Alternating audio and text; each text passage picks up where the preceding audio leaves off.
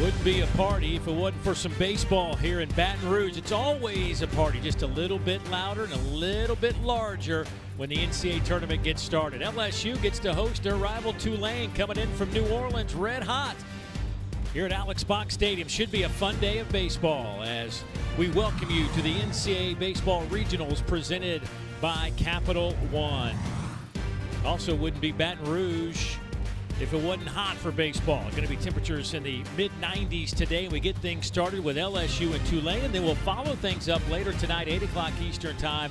Oregon State out of the pack, Sam Houston State coming in here with some red-hot bats as well. Should be a great day of baseball. And a pleasant good afternoon, everybody. I'm Dave Neal. This is the big right-hander, Ben McDonald. So glad you could join us. And let's start with LSU because obviously they were ranked number one 12 weeks in a row during the regular season. Fell on a little bit of some hard times down the stretch. Nothing too bad. They still won 19 conference games. Yep. One thing they possess is an outstanding offense. Yeah, the offense has been off the charts really all year. It's been the strength of this team, no doubt about it, averaging over 9 runs per game, fourth best in the entire country. They can bang it, 117 home runs. That's number 4, too. Tommy White is back in the lineup. He's third in the country in RBIs, but it's been Dylan Cruz right at the top of this LSU lineup. Expected to be the number 1 pick when the season began. There's no reason to think he is not going to be that. He's had an outstanding year. 420 batting average, 15 homers, 59 RBIs. How about this? Back-to-back SEC Player of the Year award. That has never been done in SEC history before.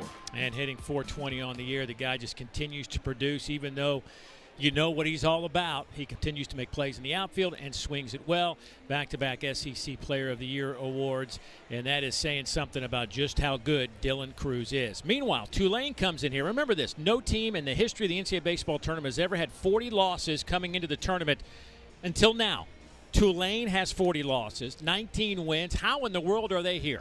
They won their conference tournament. That's the only reason they're here, right? It was a rough start for them. They go 1-10 to begin the year. Then maybe you look toward the end of the season and say, well, they got some momentum at the end of the season. They really didn't. They dropped 6 of their final 7 games, but they won their conference tournament, and the offense took a giant step forward. And their reward for winning that conference tournament is they face LSU, and they face the best pitcher in the entire country in Paul Skeens. Mr. Skeens will be on the bump. When we come back, we'll break it all down for you. Tulane and LSU coming up on the other side.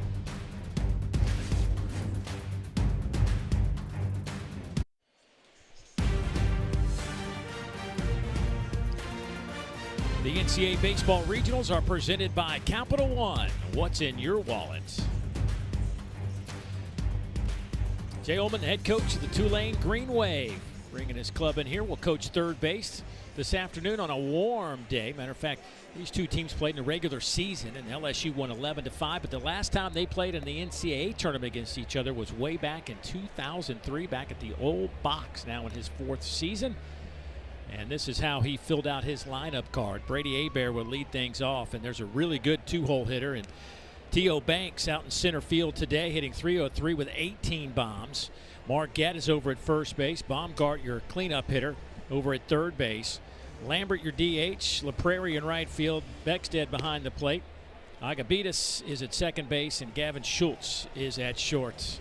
And the guy on the mound, Paul Skeens. And it has just been an unbelievable season that continues to get better and better for the 6'6", 247-pounder. Yeah, in a year where offense is up, Paul Skeens' ERA is down over a run per game from what it was last year. The numbers are just sickening. It's almost video game numbers. 167 punch-outs, 17 walks. And look, we say all the time big league stuff, but this is big league ready stuff, was what you're going to see from Paul Skeens.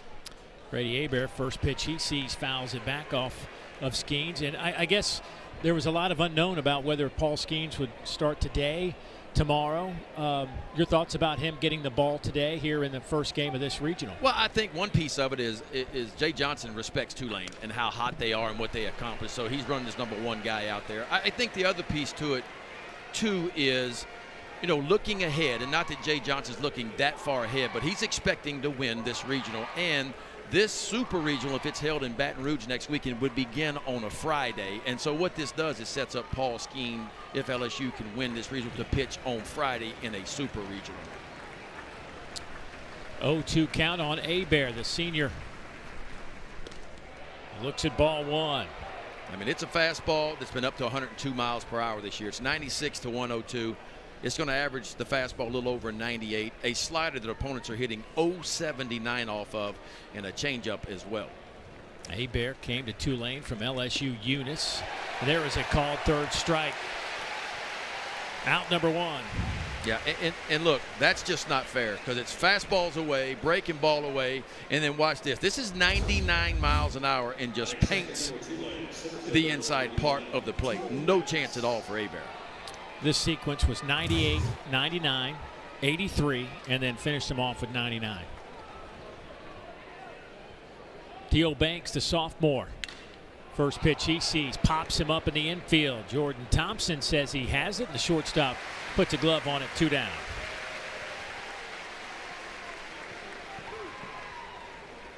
And now you get to Brady Margette, the first baseman, a 3-hole hitter. Batting third for Tulane, first baseman, number 33, Brady Margette. Margette comes in with a 300 average. Top 3 guys in this lineup all hitting over 300 for Tulane.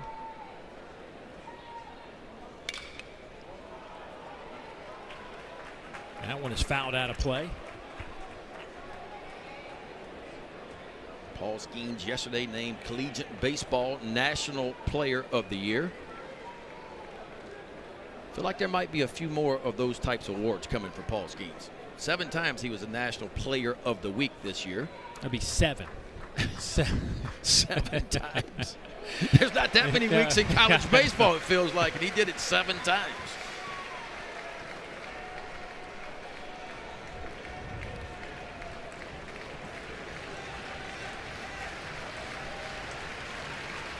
Here's the 0-2. Fouled off at the plate. We'll do it again. Margette missed the final 5 regular season games. Returned for the AAC tournament and went 7 for 21 with a home run down in Clearwater. Yeah, this is a top in the lineup that can do it for Tulane. The struggles they had, but not so much in the conference tournament, was the bottom part. Can the bottom part be productive for Tulane? Boy, slides that one in, catches the outer half of the plate in a 1-2-3 frame.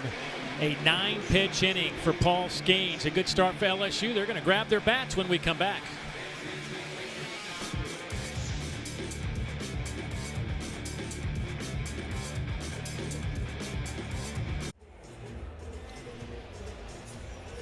Look at Jay Johnson. Now in his 2nd season as LSU's head coach. Feels like this is a team that has it all to make a deep run into Omaha, but it all starts right here this afternoon. And he is excited to have one of the better hitters in all of college baseball back in his lineup today, and that is Tommy White, who is going to hit actually 2nd today. It's only the 3rd time all year that Tommy White is hitting the 2-hole, but Dylan Cruz will start things off. And then Trey Morgan, Hayden Travinsky, who has just been ripping the cover off the baseball since he has been the everyday starter behind the plate. Beloso is your DH. Dugas, Jobert, Thompson, and Pearson round out the lineup. And here's a guy, Ben, you know quite well, Dylan Carmouche. Yeah, 6'6" out of Denham Springs, Louisiana. I coached him for 2 or 3 summers, and he's had a good year. You know, a little bit of a slow start. Or actually, the start was good. It kind of got slow in the middle, but then he really picked it up. And I tell you what, he had 2 outstanding efforts in their conference tournament. First pitch to Dylan Cruz. Extends his hit streak to 9 games. First pitch he sees is slapped into left field. Well, let's take a look at Dylan Carmouche's scouting report. This is what he's done on the year, 5-8. Don't be fooled by that 5.44 ERA. He's pitched much better than that. He can punch out 100 punch-outs. Fastball is 88 to 92. He'll sink it, but the changeup for him is the one to watch, folks. It is the difference maker. Big-time swing and miss. 44% swing and miss on a changeup. College baseball average on that pitch is about 33%. And here is Tommy White. Big cut for Tommy. Sat him down in the SEC tournament. Was just physically banged up. Sat him down, and you know he wasn't feeling 100% because in the game they lost in the SEC tournament, they had plenty of opportunities with runners on base, and Tommy never got a bat. And back-to-back singles now through the left side. Good-looking swing from Tommy White. Yeah, this is how close the game of baseball is. You know, if those balls are 4 or 5 feet to the right, but it's 2 up and 2 down for Dylan Carmouche. But instead, both of the ground balls get through. And here comes LSU here in the bottom of the first and second, and nobody out. And Trey Morgan steps to the plate. Trey, the junior out of New Orleans. Been playing both first base and left field throughout this season. And he looks at a first pitch strike. Had 3 hits in a game against Arkansas in the SEC tournament. Been a little bit of a struggle of late, though, overall for him at the plate. 11 for his last 48. High chopper. This could be 2. There's the Schultz out at short. And that is exactly what Dylan Carmouche was looking for. That'll get Cruz over to third, but there are now 2 down in the inning. And Dylan Carmouche can do this too. He throws a lot of two-seam sinking type fastballs. And he had one thought, and that thought was, I got to find a way to create a ground ball. And that's exactly what he does. Over to Agavitas, who flips it over to Schultz, and that's an easy 4-6-3 double play. And Tulane just 1 out away from getting out of what it could have been a tough inning for them. Here's Hayden Travinski. Hayden has been some kind of offensive machine. Spent much of the years as a backup to Brady Neal, but Brady, the freshman, has a sore back and hasn't really caught much in the last month, opening the door for Travinski to get back in the lineup. Yeah, I mean, Travinski really for most of the year was a number 3 catcher behind Neal, behind Alex Milizzo, but got some opportunities in the midweek about a month and a half ago, performed well, and all of a sudden he found himself hitting 4-hole right here in the regional tournament. But you're right, in only, 68 at bats, he has put up some big numbers. 8 homers, he's hitting 426. He's driven in 24 in just 68 at bats. His last 10 games hitting 432. 2-2 count on Travinski. Boy, Carmouche loved to get out of this one right now after back-to-back singles to start this inning. And he's relying heavily on what's been his best pitch in that changeup. It is an outstanding changeup.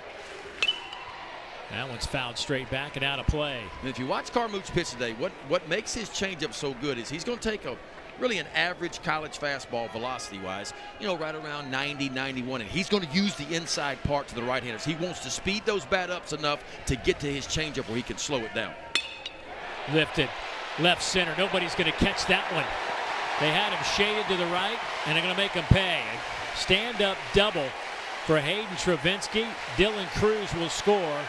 And LSU leads this one 1-0 on Hayden's 5th double of the year. Yeah, Travinski stays hot. A little bit of mistake by Carmouche right there. He did good. I thought the sequence was good. Fastball in the speed to bat up. He comes back with his best pitch. Here's your changeup, but look at the location of it. I mean, it is belt high right out over the heart of the plate. And somebody as hot as Hayden Travinski is right now, he's not going to miss many of those, and he does it. And LSU with a 1-0 lead. And now Cade Beloso, the designated hitter, slides into that batter's box. He hits the first pitch he sees out to center. Banks says he has it, and he does. But LSU will strike first on a Hayden Travinski RBI double, and the Tigers lead 1-0 after 1.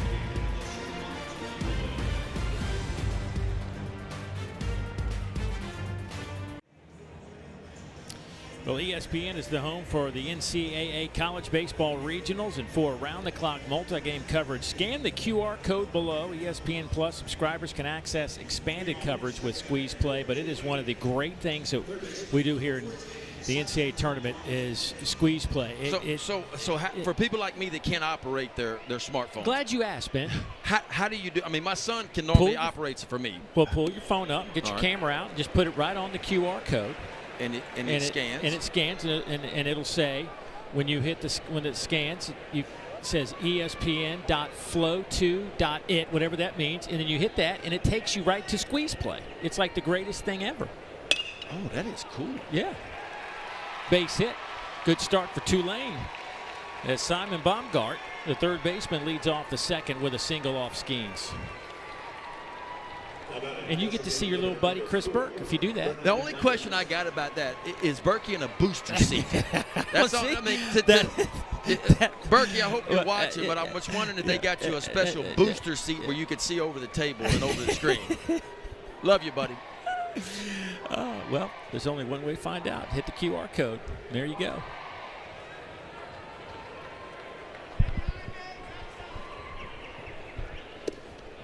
Brennan Lambert now.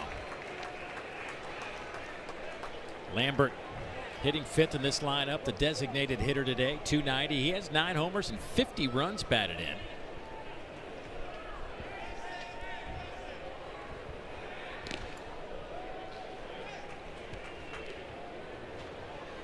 It is a hot, humid day here in Baton Rouge, which it should be this time of the year. And so pitchers want to conserve pitches, want to conserve energy whenever they can, because it's going to be a tough day to pitch.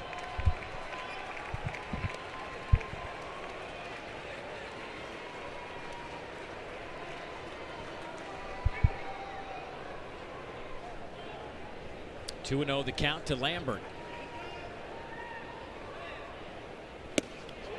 Comes back with a high heater at 99.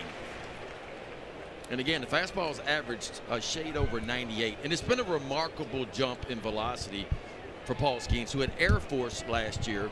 Fastball averaged about 93 miles per hour. It is averaging over 98 this year. You can see with that pickoff move, he is a good athlete. Don't be fooled by his size at 6'6", 250 pounds. Everybody forgets he was the John Olerud two-way player of the year last year at Air Force. Obviously has focused just on pitching this year, and he's gone from what most people thought this time of year, back end of the first round, maybe a second rounder, to arguably it could be, depending on what the Pittsburgh Pirates want, who have the first pick. Do they want a pitcher or do they want a position player? But he could be taken #1 overall. Man, it'd be hard-pressed not to take a Paul Skeens. I mean, what's... The only thing is, and all the data that we have over the year, and most GMs will tell you, how about that sweeper right there? And that's kind of the new pitch, and he told us yesterday he got with Wes Johnson, and he recreated the shape of his slider. And he went to more of what the big league guys are throwing now. The sweeper craze is in. It's still a slider, but instead of it having more vertical drop to it, it stays more on a horizontal plane, and he can really sweep it more than the width of the plate, and that's exactly what he did there. Now it's Jacob LaPrairie, the right fielder. But going back to your question, position players have outperformed pitchers in the history of the draft at the top of the draft. And that's what's gotten some GMs away. Now, sometimes a Steven Strasburg comes along. Right. Sometimes a Paul Skeens comes along and you forget about all that data that you have. And you say, this guy is clearly the best and going to benefit us the most. And so the Pirates have a decision to make. The Nationals will draft second. Well, that ball's hit hard out to right. Joe Baird to the wall, makes the catch. And this is going to be a double play. And Tulane ran themselves out of the inning. Baumgart was all the way over at third base. Wow. Do it, Braden Joe Baird.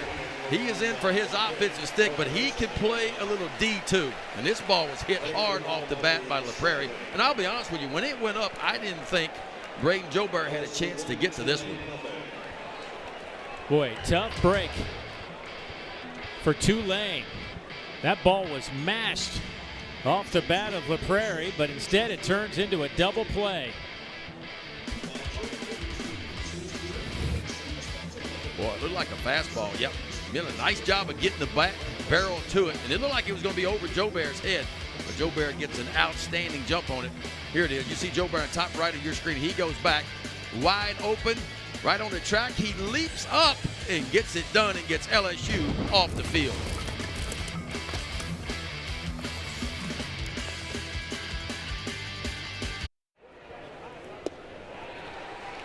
Gavin Dugas at the plate for LSU. He's behind 1-2 against Dylan Carmouche. So good LSU defense got him off the field. A double play ball to end the inning. And now Dugas, little slow roller to first. Carmouche will cover and safe at first. Carmouche says he had him, but it was a bang play. Anxious to see what Tulane wants to do, and it looks as though that they are going to challenge this call. This is one of the toughest plays for a pitcher, especially a left-handed pitcher, because the left-handers fall off to the third base side. Dylan Carmouche thought he was going to get to this ball. He's got to catch the ball and step on the bag all at the same time. Does he get? Ooh. Well, no, wait a minute. Now, he looked like he might have missed it at first, but then he drug across the top of it. Here's your look. Misses it there. I think he's safe at first. I think he picked his foot up and went right over the top of the bag. Here we go. Misses it there. Carmouche is going to try to drag. I think you're right. It looked like to me that Gavin Dugas might have got his cleat down before Carmouche gets his cleat down.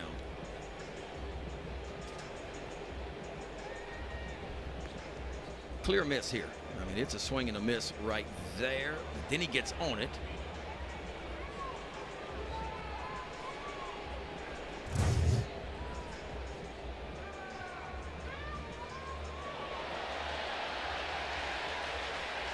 Well, the pro LSU crowd, obviously. Well, the call on the field is always the most important, too, because if there's not enough evidence to overturn it.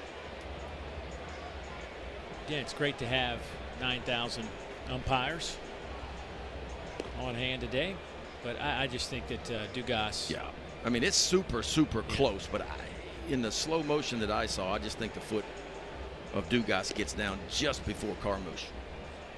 Worth the challenge for sure. Coaches are allowed 2 challenges. And safe at first, just as we suspected. The call stands under a safe first base.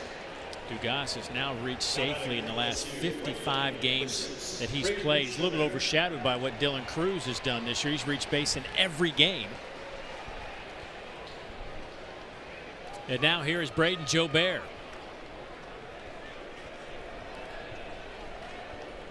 Redshirt junior right fielder. His first at bat against Carmouche. Now, LSU doesn't run a whole lot on the year. Only 29 stolen bases. But Dylan Carmouche is outstanding pickoff move. So he's going to be able to control what little running game LSU has. And that one is in there for a strike. 0-1 on Jobert.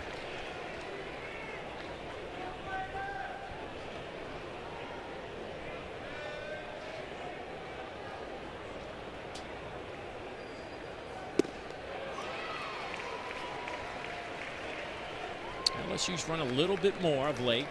They've got 11 stolen bases in their last 8 games. Well, they have a couple guys. Now, Dylan Cruz has not run a lot this year. He's 6 for 6 in stolen bases, but I think it's just by design. Yeah. Maybe the reward is not worth the risk. But he is definitely one of those guys, when you need him to, he can do it. You were telling me, just because you've been around him enough, Carmouche has some really good moves to first base. Yes, he can control the running game. He'll give you a lot of different looks.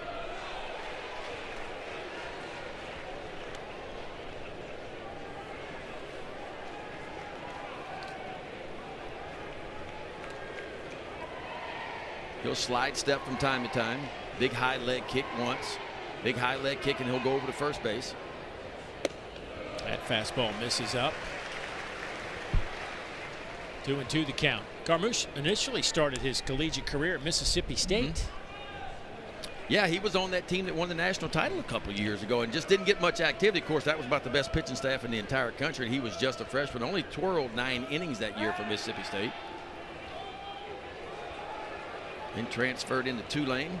Last year he was 5-5 with a 4.4 ERA. Punched out 87 and 90 innings of work. And well, he's got 100 strikeouts this year and just 86 innings of work for Tulane this year. Hit him on a 2-2 pitch. Jobert is plunked, and he'll take off all the gear and head down to first base. Just about to say, with some of the pitching woes for Mississippi State this year, they probably could have used a Dylan Carmouche. Yeah, it's crazy to think that our last 2 national champions, Ole Miss and Mississippi State, are not in the NCAA tournament. Not only that, they didn't even make their conference tournament, the SEC tournament this year.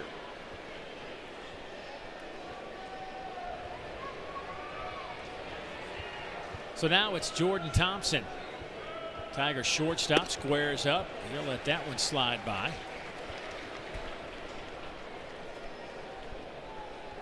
Jordan hitting .257 on the year. Does have 11 home runs. He splits about even. .250 against left-handers. .261 against right-handers on the year.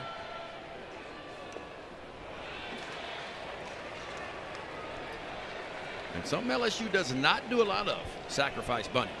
But Dylan Carmouche is outstanding, as we mentioned earlier, in creating ground balls. And that's what he's trying to do here. So Jay Johnson, the head coach for LSU, trying to stay out of a double play, move those runners to second and third with just one out. 12 sacrifices all year. That's it.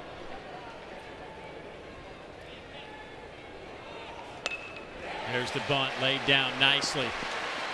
Only play over to first, and they will get the out there. The runners at second and third. Handled well over there by Simon Baumgart.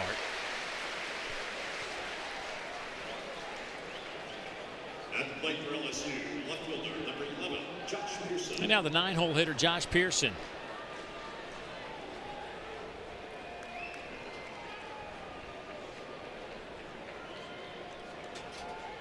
Pearson 237 on the year.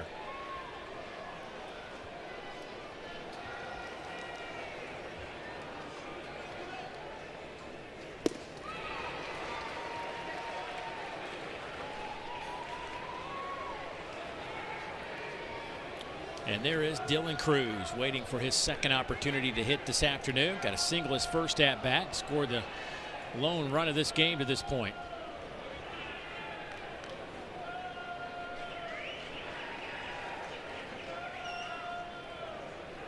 Pearson finished the regular season on a high note, had a great series against Georgia where he hit .430 with a homer, 5 runs batted in, hit that game-winning 2-run blast in the top of the 12th inning against the Bulldogs. Yeah, look, he was inserted late in the year, you know, and really had a hard time getting in the lineup early for LSU. It'll be a tough play, charged there by Agabidas. And they do get the out, but a run will score as Dugas will touch home plate, and it's 2-0 LSU. Well done by Josh Pearson. Got down 2-strike count early, but just found a way, spread out enough. Just hits a little 2-hopper to the second baseman, Agabidas, but that plates the second run of the game for LSU. Now batting for the Tigers, center fielder Dylan Cruz. And here is Dylan Cruz. Dylan's average at .423 now after that single to start things off for LSU. Blast this one past a diving Simon Baumgart at third. That'll be an RBI double for Dylan, and looks like he is ready to go here in the NCAA tournament. 2 for 2 to start things off. Yeah, not a surprise at all. Had a really pretty good SEC tournament. Hit a homer. Got 5 or 6 base hits in the 3 games in the SEC tournament. You could tell he was beginning to pick it back up again for LSU, and he is uber aggressive today. Just attacking the first pitch. It looked like a changeup kind of down and in, and he puts a barrel on it and rifles it right by Baumgart down the third base line. This is a bullet, folks, and no chance for Baumgart. Gives an outstanding effort. Ha! Wonder who he's calling. Who's he calling over there? I don't know. Wasn't me. Might be calling the Pirates. Yeah. Say, hey, you guys watching what I'm doing right now? His 14th double of the year. Dylan seen 2 pitches, has 2 hits. And here's Tommy White. He singled his last time up.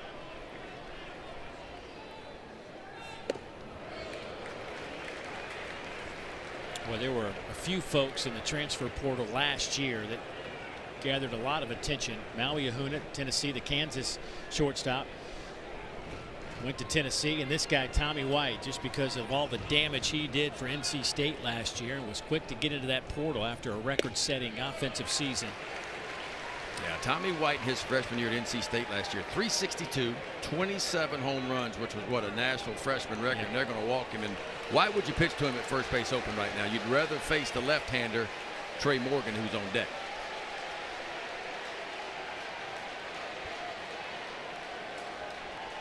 Yeah, and he came in too, by the way. Tommy White hitting .481 in his last 12 games with 8 doubles and 4 homers. So there's a reason he's standing at first base. Yeah.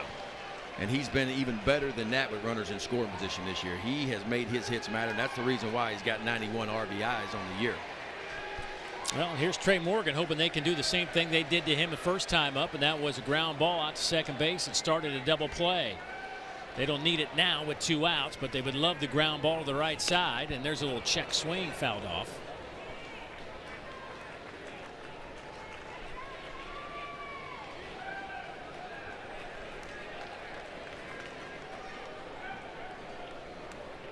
Well, this place is filled up today on a warm afternoon.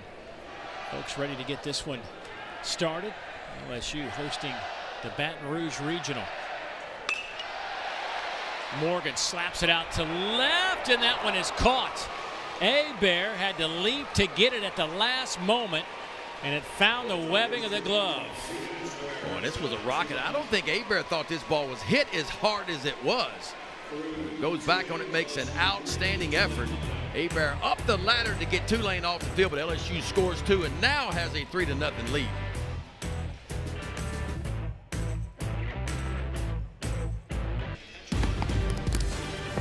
You are watching the NCAA Baseball Regionals, presented by our friends at Capital One.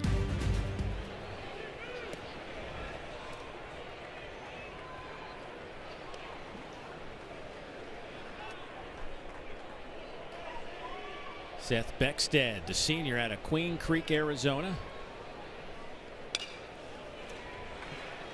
Fouls that one straight back. Tulane went 4-1 to win the AAC tournament. And they knocked off a really good East Carolina team in the championship game. It still, of course, got an at-large bid, even though they didn't win their conference tournament. That one has popped up. Trey Morgan in foul territory, shielding it from the sun, and he completely lost it. Boy, you could tell the moment that he got in foul territory, he didn't have much of a clue of where that baseball was. And it's one of those days with the sun being where it is, almost directly overhead, that everybody needs to attack the ball and have communication. But you can see right there, Trey Morgan has no idea where the ball is. And it actually landed closer to Hayden Travinsky, the catcher, than it did Trey Morgan. So a free pitch or two on the way to Seth Beckstead.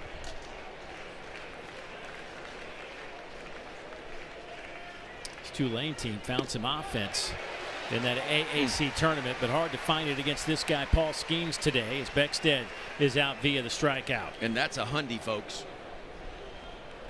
Triple digits.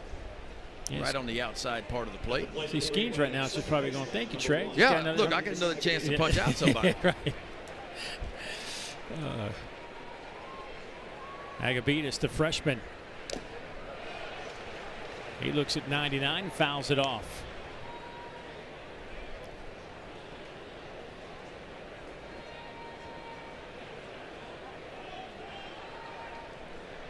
You know, I'm a body language type of guy, and Paul Skeens to me just looks like he is there to dominate. Do you know what I mean? Like, his body language tells you, like, this is not your party, and why are you here? How about that?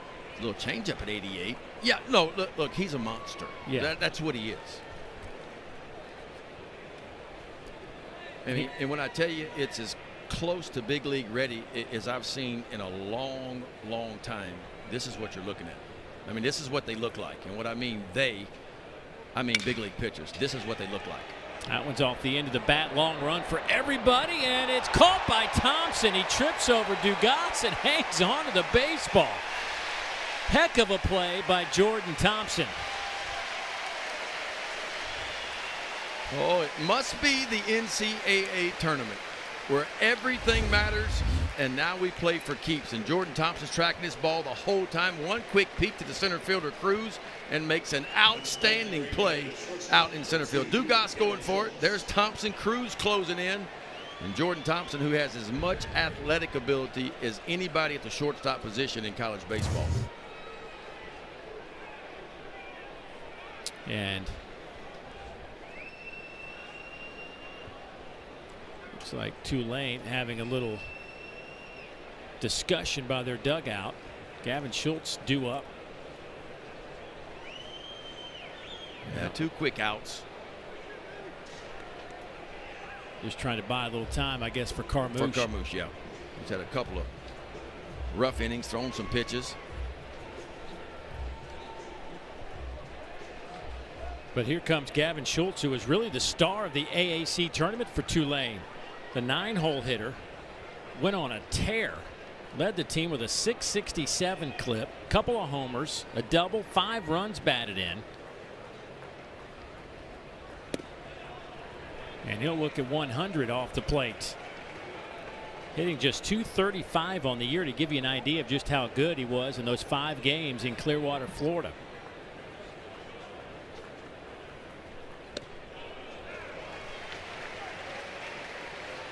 Schultz also serves as not just their shortstop, but he's the team's barber.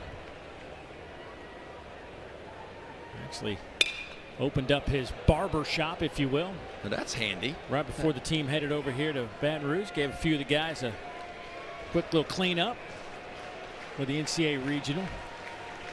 I don't believe I'd want to be first. You know what I mean? Like, I want to see what it looks like. You know what I'm saying? Like, I might be third in line, but I'm not hopping to the front of the line.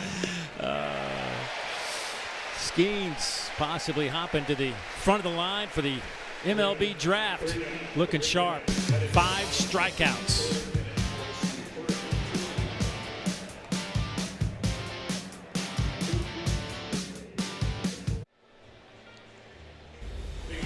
Well, Oklahoma City's a place to be if you're loving some NCAA softball. College World Series going on. You could look at the bracket right there. Coverage begins all week. It continues all weekend. Oklahoma with a big win to get things started. Florida State won last night. There's a look at how things have played out to this point. Tennessee beat Alabama. It's most runs Alabama's ever given up in the College World Series, and they gave it up to their rivals from Knoxville. But man, they're packing them in out in Oklahoma City. Very similar to what we're seeing here today. I mean, there are not a whole lot of empty seats here at the box. That one's fouled back off the bat of Hayden Travinski. Hayden, his first time up today. Doubled, picked up an RBI. 5 hits already for this LSU offense. That ball's high in the air. Down the line and left. Long run for Bear, and he runs into that wall. Full speed ahead. Couldn't hang on, and let's just hope he knocked the wind out of himself. Boy, he went in there and did not slow down at all. Boy, the boys are playing wide open today. Jordan Thompson, Bear, both Bears. A lot of cushion on that wall, but behind that 6 inches of foam is nothing but concrete. And Bear hard into that left field wall.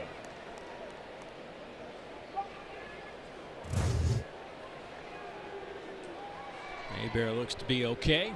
We'll play on. 2-2 count to Travinski. Ground ball left side, and that one is misplayed there. Baumgart and Schultz, neither one of them could come up with it. Boy, it just looked like Baumgart got right in the way of Schultz. That's exactly what happened. Baumgart's got to catch this ball because he is right in front of Schultz, and no chance for Schultz. It's just one of those plays you don't have time to communicate. It's a reaction. You jump and you go.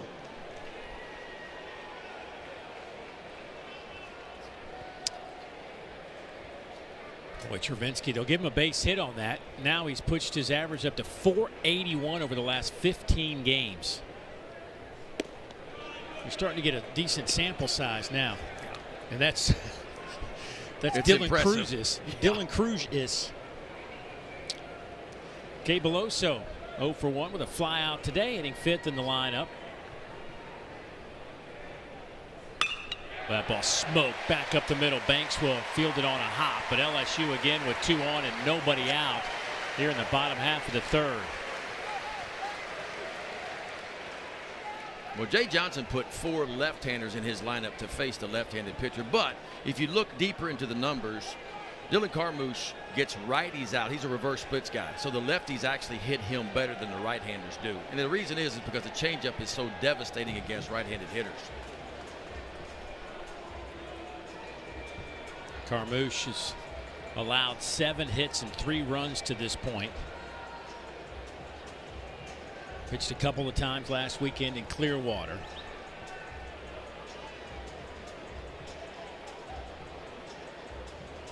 Boy, in these regionals, boy, you hate to start checking off guys into the game out of your bullpen in game 1. Do you have any thoughts of taking this to a 7th game on Monday. Yeah, Carmouche performed well in the American Athletic Conference tournament. He went 8 innings against Memphis, only gave up 2 runs, punched out 9, and then just 3 days later he came in against East Carolina and worked the final 3 innings of that game, only allowing 1 run. So in the conference tournament, 11 innings of work, 3 earned runs for Carmouche. He gets Gavin Dugas now. The longtime LSU Tiger with 2 on. Squares up the bunt and pops it straight back out of play. Boy, in 3 consecutive innings, LSU's put the first 2 guys of every inning on.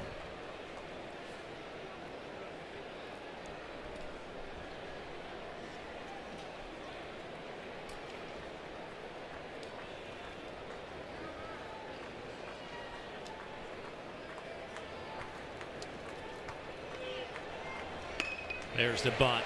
Much better. Throw over to first just in time. They'll get the out, but the runners move up. And a nice job by Dugas, who almost got a base hit out of that. Yeah, we're starting to see something a little bit different from LSU than what we've seen a lot in the regular season.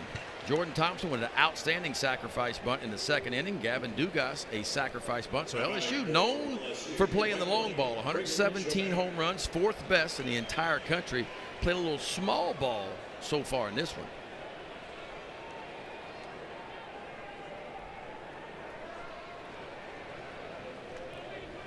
Here's Braden Jobert. They're looking at 90-mile-an-hour fastball for a strike. 0-1. Jobert's first time up was hit by a pitch, came in to score.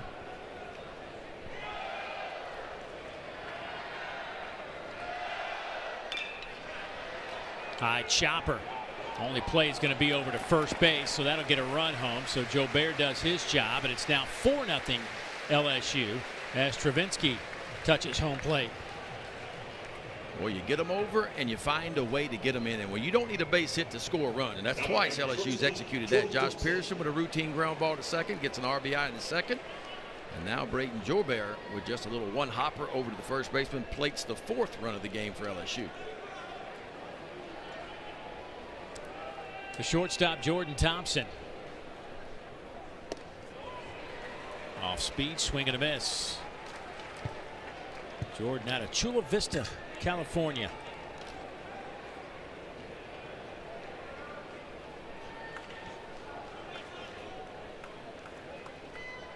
.257 on the year. And he was trying to punch that one down the first base line and misfired. It's 0-2.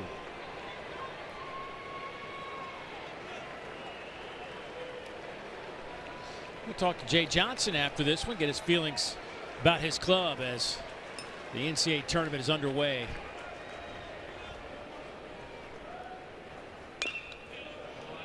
Yeah, Jay Johnson, of course, came from University of Arizona, where he took Arizona to, 2 College World Series appearances in 5 years. And he said, when I took the job here at LSU, it was the only job in the country that I would leave Arizona for. And his quote was, I wanted to put LSU baseball back at the forefront of college baseball when he took the job. And he's done exactly that in just 2 short years. This is the first time LSU's been a top 8 national seed since 2017. First time they've hosted a regional here in Baton Rouge since 2019. Arizona, his old team out in the Fayetteville, Arkansas regional. Swing and a miss. Pulled a string on that one. So Thompson is out, but another run on the board. LSU leads 4-0. We'll talk to Jay Johnson when we come back.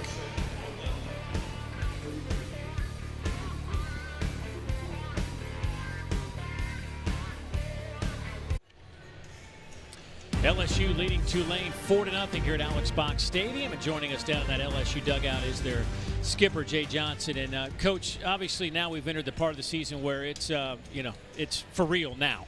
So curious about thoughts on managing a team versus regular season SEC tournament and now the NCAA tournament. Yeah, which is all about winning, as it always is around here. But, it was good to get a couple days off last week, and then we got some good work in this last week, so we're ready to go. Boy, the offense looks good, Coach. A little bit different. I mean, you guys have sacrificed money a little bit throughout the season, but it's not been your strength, but it set up 4 runs for you so far today. Yeah, we're just keeping you on your toes, Big Ben.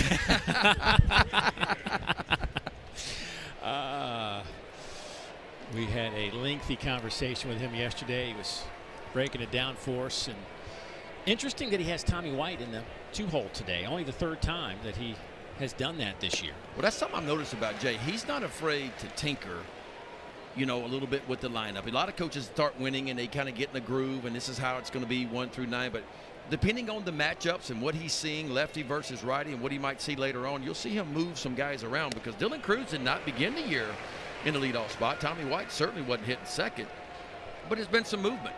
Yeah. Brady Hebert, leadoff man for the Green Wave, steps in there. 0-2 count. Lays off that fastball off the plate at 99 miles an hour. He struck out looking his first time up.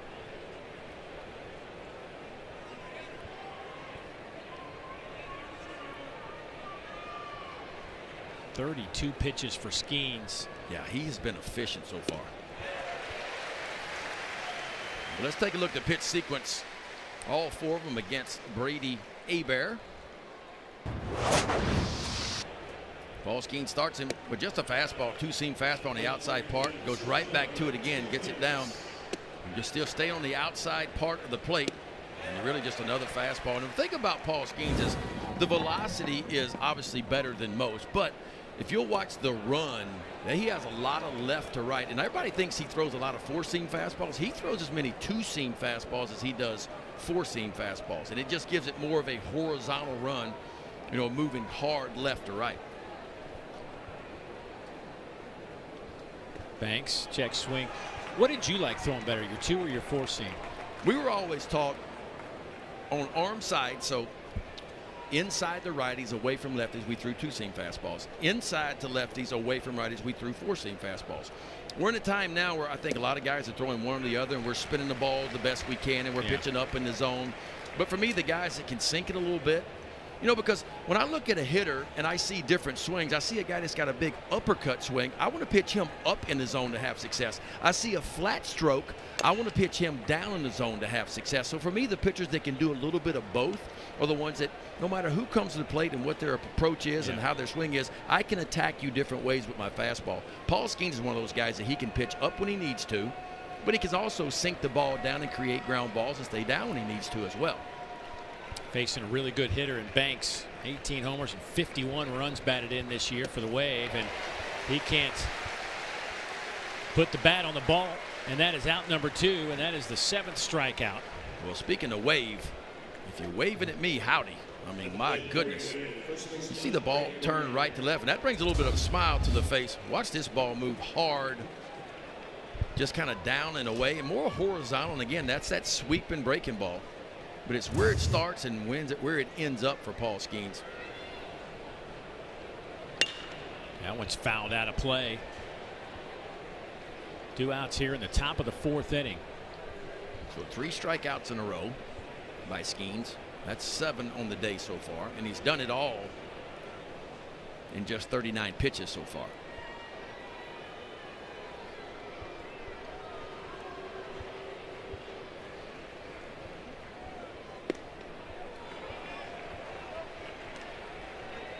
Margette hitting 3rd in this lineup. 302 hitter coming into this one. He was another strikeout victim back in the 1st inning.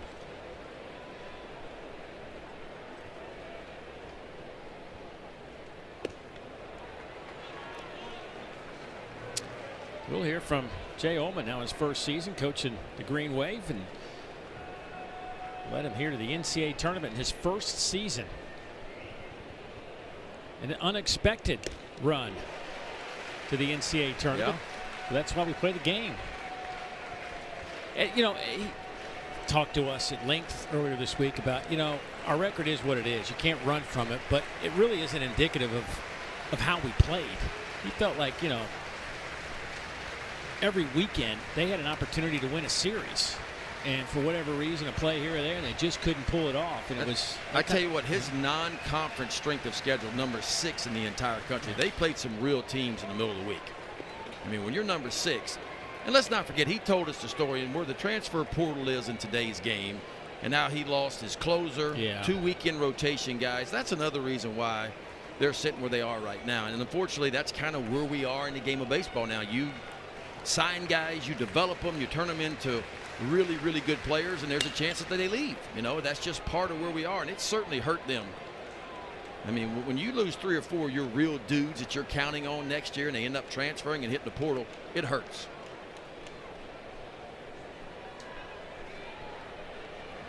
Two and two count on Marquette, who at least making Skeens work a little bit.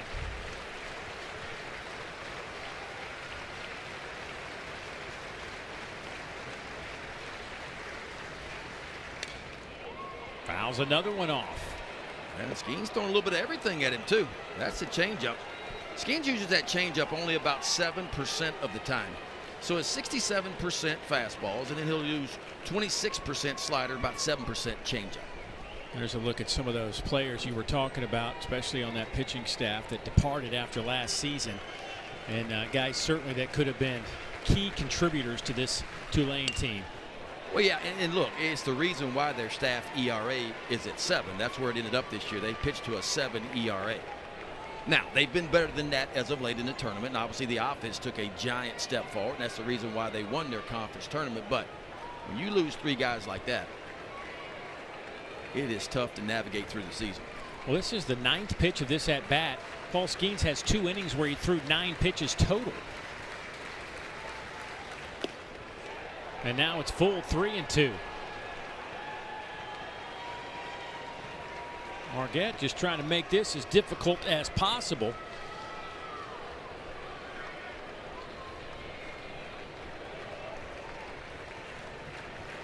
A sophomore out of Milwaukee. That one is off Skeens. Tommy White fields or can't field it, and it'll be a base hit. What an at-bat right there. That's one of the best at-bats against Paul Skeens anybody had this year. Outstanding. Because Marquette saw a little bit of everything. He saw the fastball, the 2 and the 4 seamer. He saw the changeup. He saw multiple breaking balls, and finally he gets a ball and hits it right back up the middle at Paul Skeens. Just a fastball working away from him, and he just barrels it up. Hits Paul Skeens. Looked like off of his left leg. I think even when Tommy White comes up with that ball, no chance of getting Marquette. Second hit of the day for Tulane. Simon Baumgart gets an at-bat here, and he'll look at ball 1. I would say this, that might leave a bruise, but I don't know how badly that hurt Skeens. He has got one of the bigger lower halves going right now. Might have made him mad.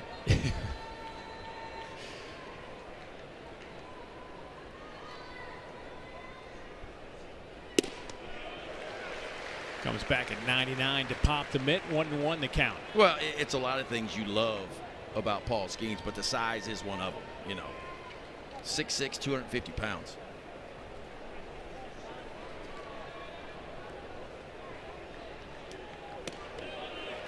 You know, and he's a young man that just gets it. Obviously coming from the Air Force Academy, he donates $10 for every strikeout to Folds of Honor. And he is racking up some money for them this year. 167 punch outs coming in. He's got 7 on the day so far. Another 99-mile-an-hour fastball, swing and a miss. I like you rounded up right there. I mean, I don't know what that 98.87 is. I mean, Yeah. it's just 99 where I come from. Yeah, you know? right.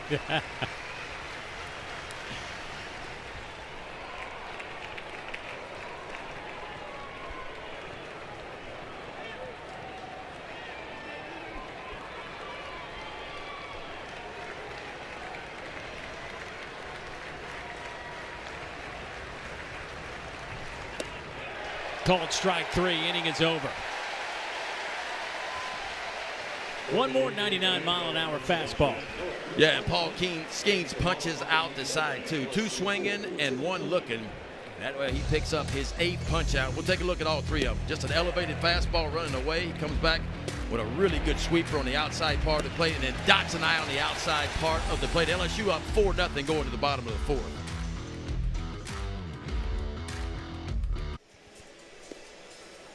the Baton Rouge Regional. LSU and Tulane getting things started today. And joining us down in that Tulane dugout is their head coach, Jay Ullman. And, Coach, thanks for joining us. And just want to ask you about last week and what it says about your program to go into Clearwater and do what you did to get here to a regional. Yeah, just really proud of the guys. You know, a lot of people would have folded their tents and packed up and gotten ready for summer baseball, and our guys didn't do that. They wanted no part of that, and they saw that as an opportunity to start 0-0 and get after a tournament championship. Coach, what can you do to get to Paul Skeens? Well, we just, like Brady Margette, kind of gave you the roadmap, you know, foul him off, frustrate him, hit one hard right back up the middle. You know, he's a unbelievable pitcher and unbelievable stuff, so you just got to try to wear him down the best you can, and hard to do when he's got the numbers he's got and the stuff he's got. Hey, Coach, we'll let you go. Thanks for the time, buddy. Thank you. Appreciate it. I mean, you can draw up all the plans you want, man, but when you get Paul Skeens on a good day, well, it's why the history of baseball, good pitching has always beat everybody. Yeah. And, you know, that's why starting pitchers are so valuable, you know, which brings us back to the top of the draft again. And what do the Pirates do? Let me ask you this. You have the great perspective of being a high-end college guy, big-time pro player, and now you get to see them both broadcasting as well, the college and the pro game. I'm just curious. If you say he's big league ready now, is he big league ready starting pitching, or is he big league ready maybe throw him in a bullpen? I think tomorrow you could throw him in a bullpen towards the back end, and he would do fine. He would hold his own. Now, I still want him to get a little bit more experience because it's different being a starting pitcher at the big league level versus a relief pitcher. Relief pitchers can come in and they can just blow, you know, not really worry about command and control, but your starters have to go through, and you'd like for them to go through the lineup 2 or 3 times. Paul Skeens certainly has the capability of doing that. Having said that, you know, I think he needs, while the first 2 pitches are so dominant, the fastball and the slider, I think he needs to work on the third pitch a little bit more. Now, he does flash a really good changeup from time to time, but for me, at the big league level, that changeup's got to be a little bit better, a little bit sharper, and use it a little bit more. So there's a little bit of growth there, but he's certainly a guy that could be a fast climber. I mean, we saw Zach Neto, the shortstop for Campbell last year. He's in the big league starting right now with the Angels. It would not shock me at all if Paul Skeens in the big leagues next year. Carmouche, speaking of change up, threw a nice one there to get Pearson, and now the lineup flips back to Dylan Cruz, who's just like Skeens, high on that draft board for a lot of teams.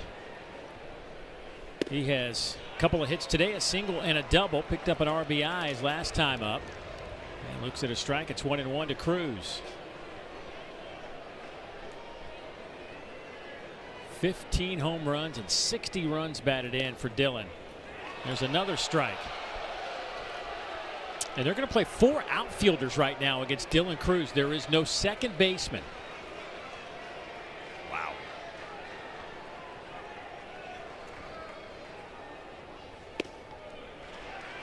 You know, if you look at the spray chart for Dylan Cruz, if he hits it on the ground, more times than not, it is pulled to the left side. That's what he does. And he gets it in the air. Now, he can really spray it in the air, so it kind of makes sense. Very rarely do you see him hit a ball to the right side on the ground. The 2-2, and that one's off the plate. It's run full. Boy, I haven't seen 4. Now, we have seen the shift where you have a shallow right fielder or even a shallow left fielder on it. But these are 4 traditional-looking outfielders in terms of where they're playing, depth-wise. And that one is out to left center, and you could have had 6 outfielders out there, and that still would have been a base hit. 3 for 3 for Cruz today. Well, the 2 stars doing what they do. Skeens and Cruz. Well, this is the time of the year you want your stars to show up. And so far for LSU, the stars have shown up. Dylan Cruz 3 for 3. Skeens doing his thing on the bump. And that was a pretty good effort right there. That was a changeup down the way. He just stuck his nose right on it and found the barrel out towards center field. Tommy White looks at a strike. Tommy singled and walked in this one. I mean, his numbers, if it wasn't for Dylan Cruz, I mean, we'd be off the charts about Tommy White at 390 and those 91 runs batted in. And if you think about it, look, he's missed some time. We talked about the game he missed in the SEC tournament. He missed the game early in the year. He got hurt the first game of the year way back in mid-February. and missed 4 or 5 games. So if he's been a guy that would have stayed healthy, you know, you'd be looking at 100 RBIs right now. And you get to 100 ribbies in the college game, you know, over the course of 58 games, that's loud. That's really loud. That's a pretty good list of offensive players right there. Popped him up right side in the infield. Agabetis there to make the catch. Boy, those pop-ups today going to be a interesting out with these white clouds and a sun just blasting this field. And here's a guy that had a little trouble with one defensively earlier up in the sky. Trey Morgan comes to the plate.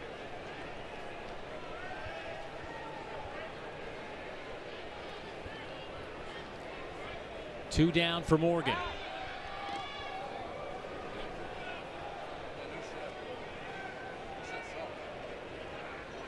We've talked about Carmouche has a really good move over there to first base and actually made that a lot closer than it probably should have been with Dylan Cruz.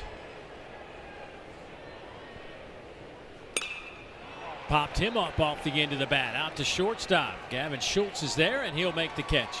Good job by Dylan Carmouche keeping the Tigers at bay. Tulane fans loving it.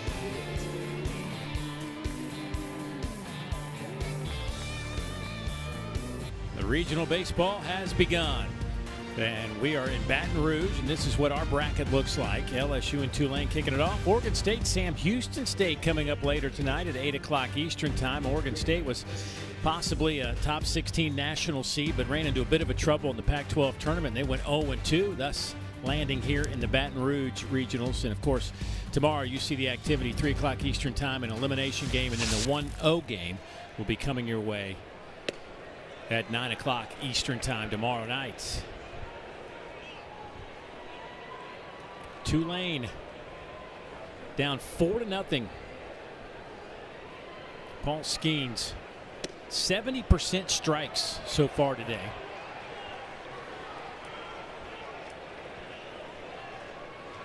He'll face Lambert to start things off, followed by LaPrairie and then Beckstead. Ground ball out to Thompson, backhanded, bobbled it for a moment. The arm. Great catch by Trey Morgan. Almost got down in time, but that'll be a base hit for Lambert. Boy, outstanding effort all the way around. Jordan Thompson, watch him go to the backhand side here. A little bit of a slip right there, but sets those shoulders. A huge arm across the diamond. It would have been in time. Trey Morgan goes up the ladder, but doesn't get that foot down in time. It was on line just a little bit too high.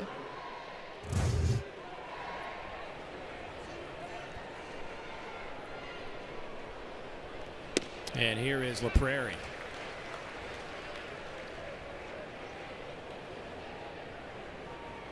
LaPrairie, an interesting story for Tulane. He came in as a freshman in 2021, and they were really excited about the way things were going for him, but then last year just fell on some hard times. He hit just 119 last year in 41 games. And then got off to a little slow start this year, but got back in the lineup for Coach Ullman. And got his average back up around 275 now. And that's what Coach Ullman told us. He said, for whatever reason, we just got off to a bad start. It was a rough start, both on the mound and in the batter's box. And it's a team that hit 250 overall. 81 homers on the year, which was the second best mark in the American Athletic Conference. Stole 62 bases. Out of Lafayette, Louisiana.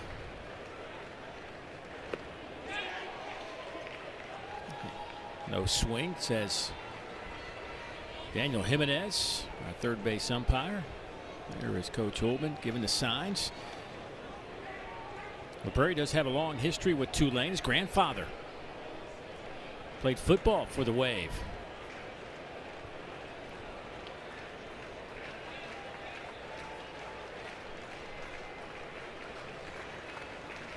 Here's the 2-2. Line. Wow. Oh, my goodness, what a No catch, way. a double play. Are you kidding me? In self-defense, Paul Skeens Look. snags a line drive right between his legs. I mean, is there anything he can't do when he climbs up on that bump? Watch this, folks. I'm talking about a line drive back here, and he catches it between his legs. It acts like it's no big deal. I mean, between the legs. Look at this. Oh, nothing to it.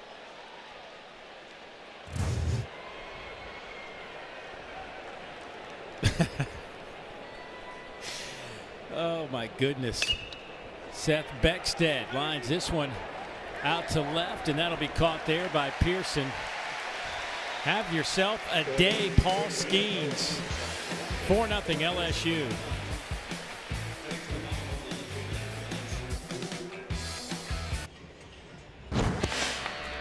Well, Paul Skeens has done a little bit of everything today, including play some defense and help himself out, but he made that look really nonchalant, but I think there's a little more to it than that. Yeah. I mean, the 8 punch-outs have been impressive, but I don't know if anything's more impressive than that. Oh, and the LSU fan base has shown up today. This place has filled up for a Friday afternoon.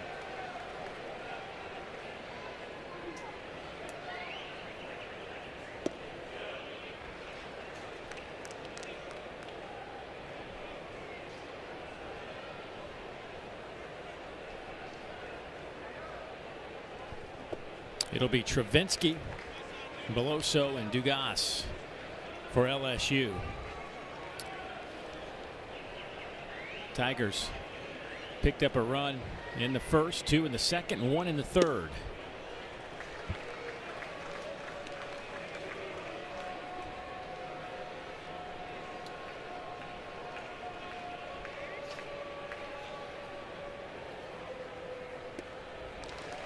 And Travinsky draws the walk to start the bottom of the 5th inning. The NCAA Regionals coverage for all 16 sites continues tomorrow on ESPN Plus and the ESPN app. For more information, visit ncaa.com, the home for all 90 NCAA championships. Good look at Alex Box Stadium. Last time these two clubs met in an NCAA baseball tournament game was back in the old box, 2003. Just, I don't know, maybe a quarter of a mile down the street. It's now there's a shopping center over there, a little plaza. Parking lot, shopping center. Yeah. I'm all about history, but I'm very excited to be in the new box. The new box has its pluses compared to the old box. 6 straight balls now for Dylan Carmouche. Yeah, Carmouche at 72 pitches now. I mean, it's been some high-stress innings for him. I mean, he has had traffic in every inning. Did navigate through the 4th with some traffic, but did stack a 0. They do have somebody up in the bullpen there is Michael Lombardi.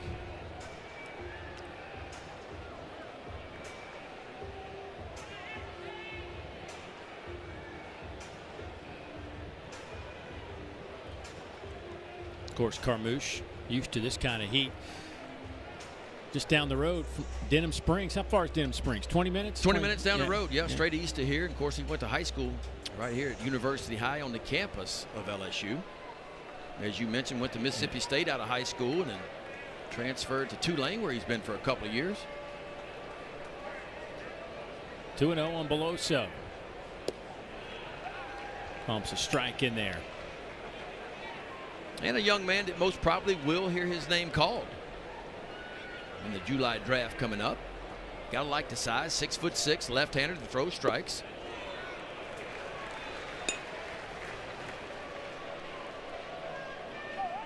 We were talking a little bit about Carmouche earlier and just the struggles early in the year, and I think some of that probably draft stuff starts getting in your head.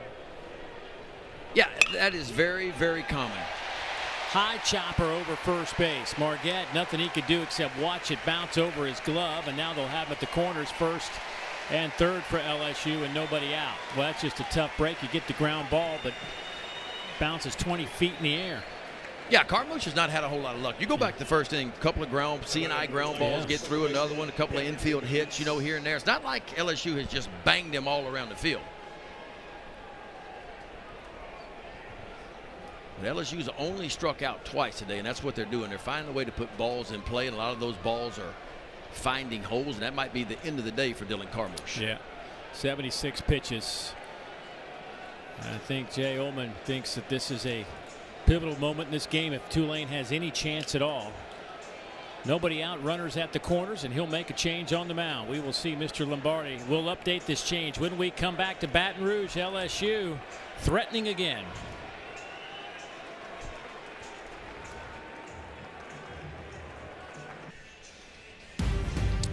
You're watching the NCAA Baseball Regionals presented by Capital One. The mighty Mississippi on a hot day here in Baton Rouge.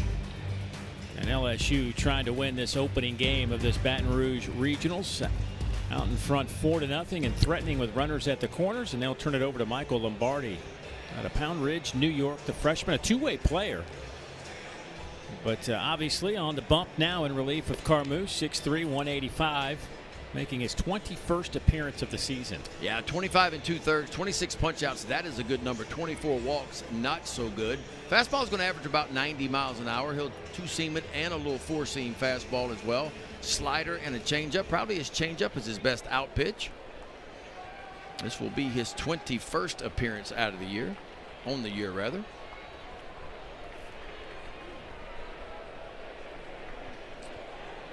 So he'll face Gavin Dugas. Travinsky's over at third base. First pitch is fouled off. And Beloso over at first, but Dylan Carmouche hoping his buddy can help him out here. Responsible for those two runners on, but a couple of strikeouts.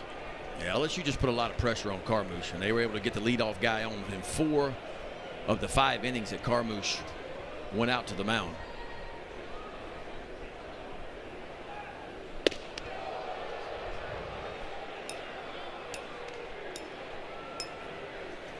Boy, LSU has been really good with their situational hitting in these type of opportunities today. They have found a way to get that runner home from third base every time, less than 2 out.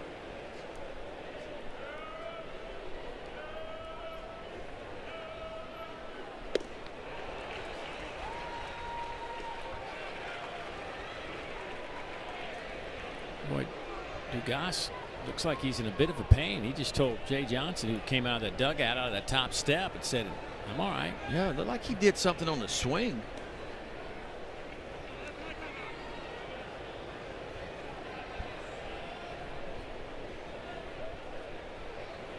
He's behind 1 and 2 here.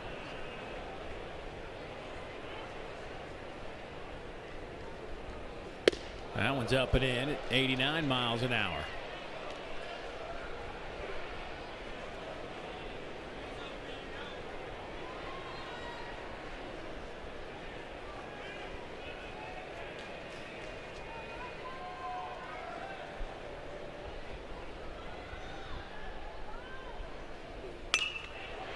Out to center field. Banks charges, throws, and that'll get a run home as Travinsky touches home plate for the second time today, and it makes it a 5-0 game.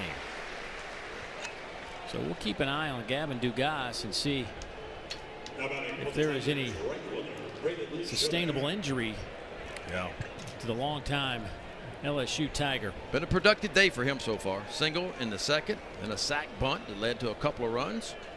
And now a sacrifice fly. So 1 for 1 day with an RBI. Now Braden Jobert. That one's down in the dirt, stopped there by Beckstead.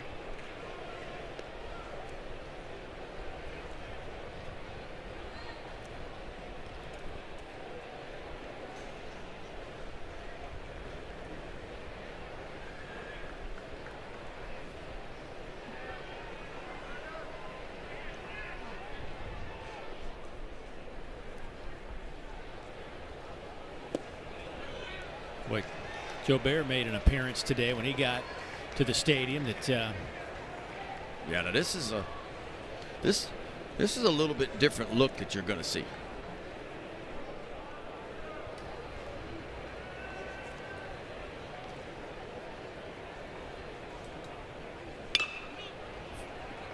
Well, this is what Joe Bear looked like coming into the ballpark today, right out of Ben McDonald's closet. Yeah, this is kind of like a little bit of a Yellowstone type look, you know. I don't know what kind of look. Now, I don't know if Rip would wear that on Yellowstone, you know, but some of the characters would.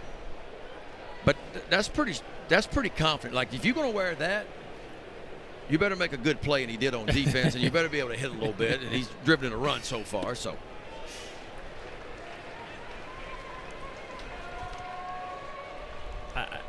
I'm sure. I'm just not sure. You're not buying in? No.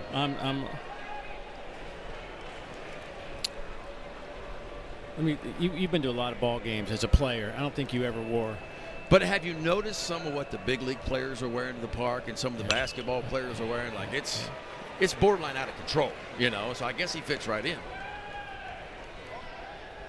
But hey, whatever floats your boat, right? Whatever gets you going. This is the best time of the year. That's loud too, huh? This is the best time of the year because school's out, finals are over. You're one of the 64 out of the 300 teams that began the journey towards Omaha, 2.5 months ago.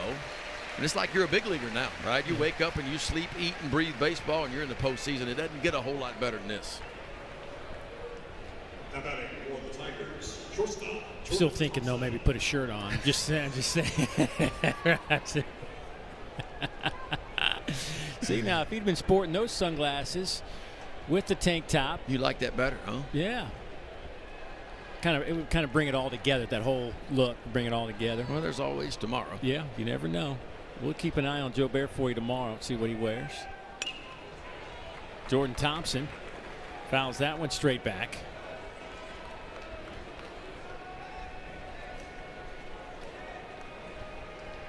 See some of these scores coming in up in the top right part of your screen. There's a bunch of baseball today around the country. Thompson slaps it, and it'll drop for a base hit. They will cut it off, and the bases are loaded.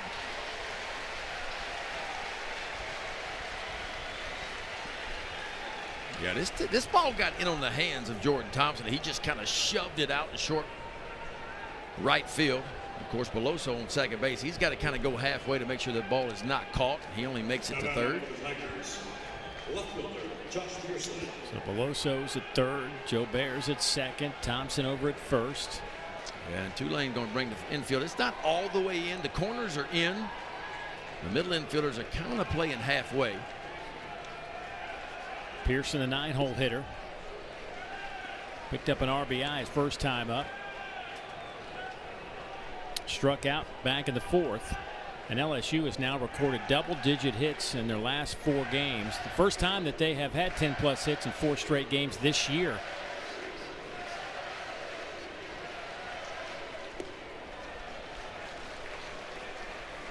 Yeah, when last we saw LSU at the SEC tournament, remember they were 3 for 20 with runners in scoring position. A bunch of opportunities and just couldn't get a big hit to win the ball game. Today, a lot better so far. 3 for 9 with runners in scoring position. Runners on base, 6 for 14. They're hitting .429 with runners on today.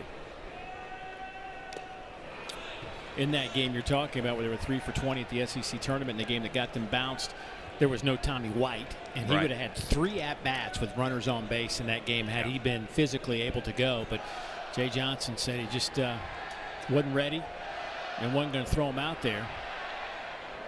And Jay Johnson, of course, had the luxury, and he told us that. He said, I felt like no matter what we did in the SEC tournament, we were still going to be a top 8 national seed. This one's a fly ball. Out to left. Is it deep enough? They'll go to third, and that will get a run home. So Beloso tags up and scores.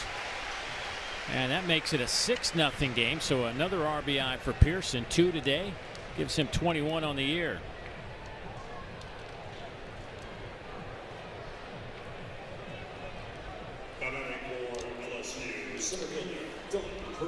So Clevenger getting loose for Tulane.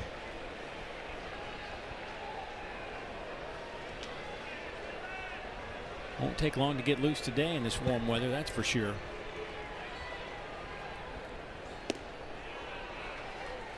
That first pitch today, temperature was 91, felt like 94. And I'm sure that's ticked up a few degrees since we started. As Dylan Cruz trying to pick up his 4th hit today, and we're just in the bottom of the 5th. He'll look at a strike, 0-2.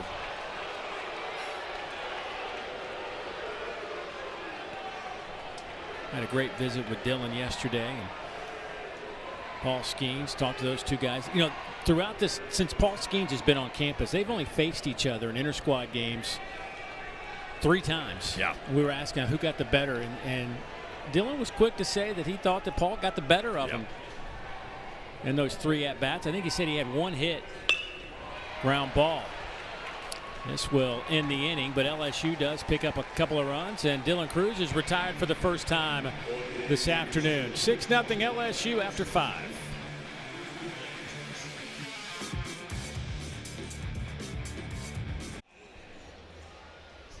This week's Sunday Night Baseball matchup, one of the great old-school rivalries in big league history. The series finale between the Yankees and the Dodgers from Dodger Stadium. They've met in 11 World Series. The Bronx Bombers won 8 of those titles. Game starts at 7 Eastern, 4 Pacific on ESPN, ESPN Deportes, and ESPN Radio. Our coverage begins at 6 Eastern with baseball tonight. Sunday night countdown. You see some of the LSU Tigers currently rolling in the big leagues. Bregman, of course, still doing Alex Bregman things. DJ LeMahieu will be on display in that Sunday night baseball game. Well, what a career for DJ LeMahieu, huh? Batting title in both leagues. I don't know. When he left here, I wasn't thinking that he would be winning batting titles in professional baseball. Yeah, the biggest question I had for him at 6'4", could he play middle infield? Could he play second base? And I question. Now, I always loved the way he hit, because when he stepped on campus here at LSU, he could hit the ball the other way as good as anybody could, and that always impressed me. He lets the ball get deep, so I figured he'd be a really, really good hitter. But man, he has surprised me how good he has been defensively. And of course, he's one of those guys that's so valuable to the Yankees, because you can play him at first, he can play second, he can play a little third base, he can play all over the field. He keeps rolling out there every day. There's some value in being healthy. You know, it's amazing how you see kids at the collegiate level, and you think you're projecting them and what they do, and there's some surprises and disappointments along the way too, you know. And I totally missed on Alex Bregman. Like when he left here, I said, okay, he can play shortstop, third base, whatever, second base at the big league level. Like, he can do that. But I question whether or not he'd be a consistent hitter or not, because his junior year, when he was drafted 2nd overall at LSU, he was the 7th best hitter in the country, or the 7th best hitter in the SEC. He was the 7th best hitter on his team that year. And you wondered, okay, but boy, was I wrong about him. He has had an unbelievable career with the Astros. Of course, Kevin Gausman was a first-rounder. It really came into his own after he left Baltimore and really started throwing a lot more forkballs and changeups, and he's been one of the best in the business the last couple of years. The Nola boys. Aaron Nola. Yeah, Austin Nola now is a great story, because he played shortstop at LSU, got drafted as a shortstop, and just couldn't make it, and got sent down to A-ball and started over, and says, you know what? They told him, listen, you're not hitting enough to play middle infielder. You're going to have to catch. And he started catching at the minor league level, and all of a sudden you turn around 3 years later after never catching at all, and he's in the big leagues catching, you know, and having a wonderful career. Isn't it crazy how these scouts come out and they know everything about you? They watch you play 200 games, whether you're in high school and you're going to be a high draft pick or a college player. I think of Kyle Farmer, who played at University of Georgia, was a shortstop for the Georgia Bulldogs, I don't know, 10, 11 years ago. Scouts told him, you need to, if you want to be, we'll draft you, but as a catcher, you're going to learn how to catch. So he goes through the system with the Dodgers and learns how to catch, gets to the big leagues, gets traded to the Reds. The next thing you know, he's back at shortstop 10 years after they told him he couldn't play shortstop. You just never know. I mean, you really never know. And that's the gamble with the draft. The MLB draft is not like the NFL draft. It's not like the NBA draft. It's just not, you know. And, you know, you can go back and look at the history of the draft and first rounders, and the few percentage of them that actually make it to the big leagues, and a very small percentage actually have careers of more than 4 years. It's the unknown thing. And it's tough for scouts to try to evaluate talent, especially in today's, from a hitting standpoint today it's difficult just because the strike zone is a lot smaller. I feel like the balls are amped a little bit. We're still got older play. Offense is really up. The balls are jumping this year. It's hard to evaluate talent sometimes. Skeens has got Hebert twice today on strikeouts. What's not hard to evaluate is Paul Skeens. Looking for his 10th strikeout of the day.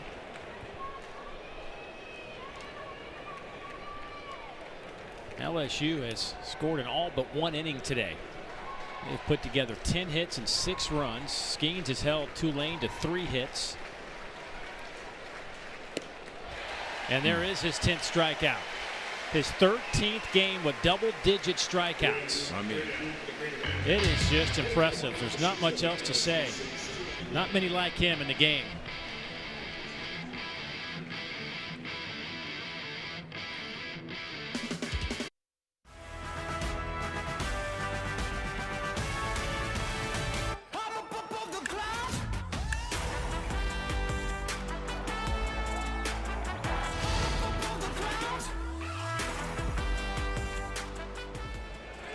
Tommy White to lead things off.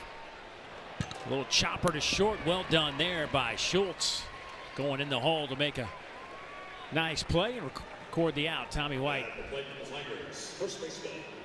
Mike the tag. Well, that's on the sign they like to call the Intimidator out there in right field. That is pretty impressive. Billboard. Yeah. You know, I haven't seen Mike on this trip, Mike the Tiger. I need to go over to his cage over there by Pete Maravich Assembly Center. You should go for a swim with him. He's got a pool in there and everything. And he got a ball. I saw there last time I was here, he had a nice little ball. You could put your floaties on and just go float around with Mike out there. you might end up being supper if you're not careful. There he is. Look at him. He's just lounging, having a good day. He needs some Dave over there. Big Mike's a meat eater. You better be careful. You know, it is amazing. Like, you don't realize how big Mike is until you get over there. Yeah. Yeah, see, he just perked up. He heard I was coming over. And he was like, come on. He's like, hey, come on over and play. Come hang out. Yeah, because when they got him, he was, he was still growing. He was pretty small, but he's a grown man now.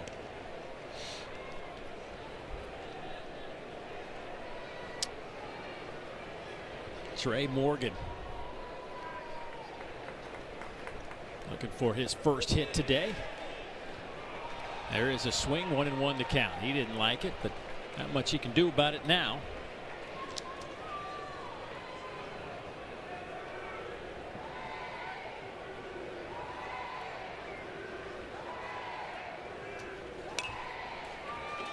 Trey back over at first base this afternoon, and just an exceptional defensive player at first base. Mm-hmm. They've been playing him out in left field about half the time this year. Ground ball back up the middle. Boy, they had him shaded right behind the bag, and an easy play there for Schultz. Where do you see at the next level? Is Morgan going to have to move out to the outfield? That's a good question. No doubt he has helped his draft stock because he's shown, obviously when you're left-handed, you can only play either the outfield or first base. That's all you're going to be able to play. But the fact he's gone out there and in not many reps at all in college, and he's performed well in the outfield, above average speed. I mean, he can run a little bit. He could end up being an outfielder. Typically at the big league level, your first basemen are power guys that really blow the ball out of the ballpark. Now, if he doesn't start hitting for more power, he almost might end up being a left fielder, at the pro level, because typically you're going to see your power hitting guys to be on your corners in the infield, your third baseman and your first baseman. So to me, he could, and he is getting bigger, could end up being a guy that could hit you. If he makes it to the big leagues, 12, 15 homers a year, maybe he does play a little bit of first base. But where the game is going now, that's a rocket. Ooh. See, that's an L on my. Yeah. I know you're going to give that an F9, but I'm going to give that an L9. Well, I wonder what Mike the Tiger would give it. I don't think he cares. Yeah. He's just waiting on me.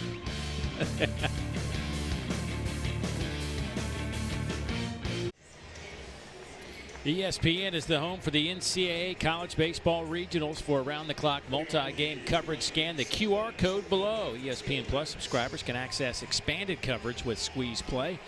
Get you caught up on what's going around the country. Just get your phone out, take a quick pic of that, and it'll get you right to Squeeze Play. One of the great benefits of our postseason coverage here on ESPN. Paul Skeens, another good plus of our coverage of the NCAA Regionals. Just watching him pitch. Here is T.O. Banks. T.O. out in center field, but boy, he brings a football mentality to this Tulane team.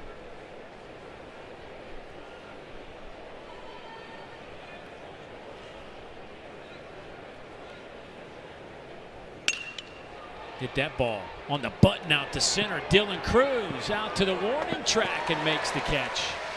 So a loud out from T.O. Banks, who was a football player at legendary Perryman High School in Odessa, Texas, of course.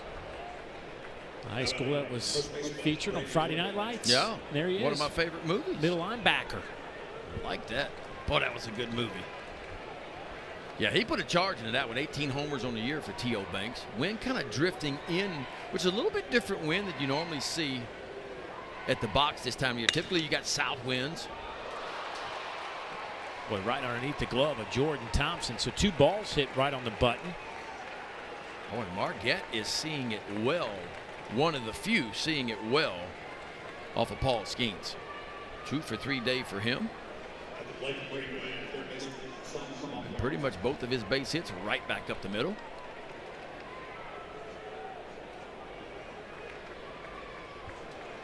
Here's Simon Baumgart, the third baseman, 1 for 2 today.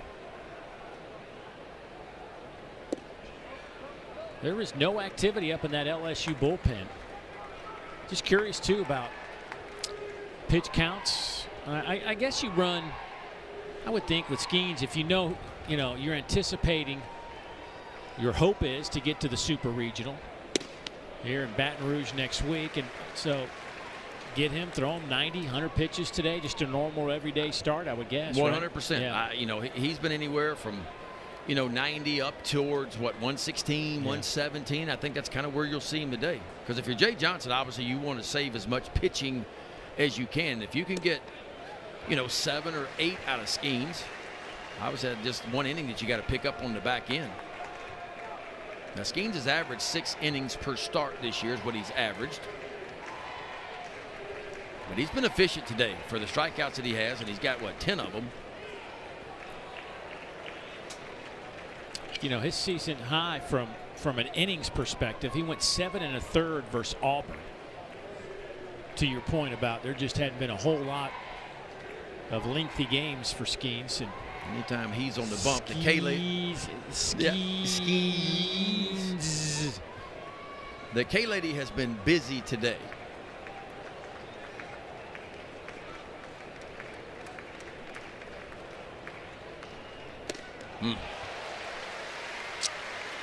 Sometimes it's just not fair. It's just not fair. How do you hit that? You don't. Jeez. That is just, that pitch. And we talked to him about what's been the biggest change. Now, she's had to work hard today. And she has been doing that for a lot of years. But, Ben, we were talking to Paul Skeens about the biggest improvement he's made. There's a lot of things he points to, but in terms of pitches, it's that sweeper slider thing that he felt like Wes Johnson has just worked with him on, and he feels so comfortable throwing that thing. It's just he changed the shape of it. Of course, Wes Johnson the pitching coach of LSU came from the Minnesota Twins where he was in the big league level. Of course, he was up on all the analytical data and the pitches that are working, and, he reshaped the breaking ball of Paul Skeens. And look, it's scary when you think about it, but opponents are hitting 0.79 off of Paul Skeens' slider this year. 0.79. Yeah, his whip this year is 0.79. Yeah. And he's got 69. Coming in he had 69 of his 167 strikeouts on that breaking ball. Say that again? 69 of his 167 coming in were on the breaking ball, and he only throws it 26% of the time.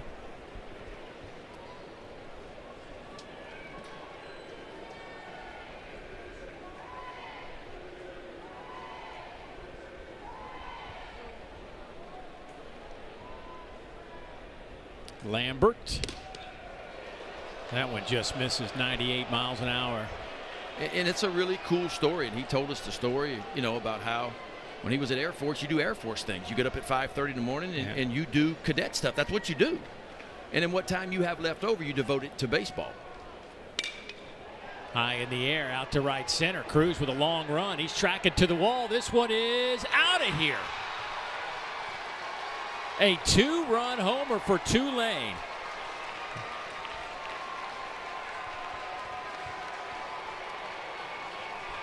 Hey now.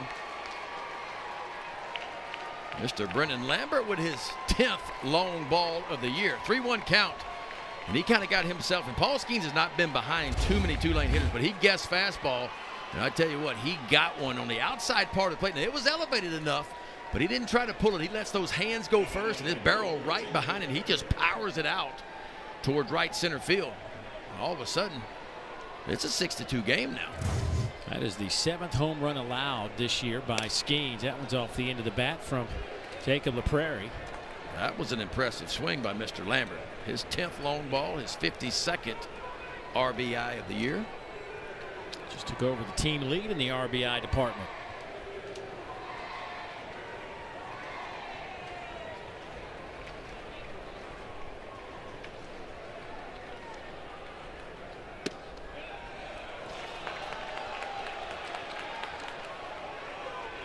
Pitch count up to 92, and you can tell this inning there have been 3 balls hit squarely off the barrel of the bat, and one of them left the yard.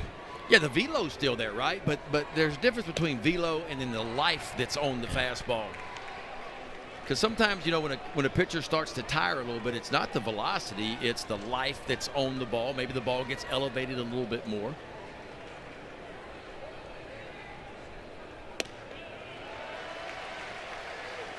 And command issues sometimes start to waver a little bit, and that was a 3-1 count.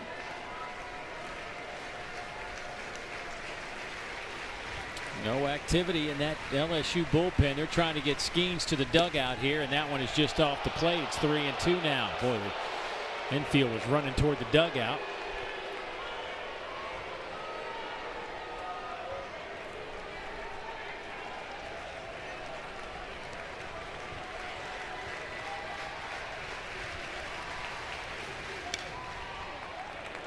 Prairie fouls it back.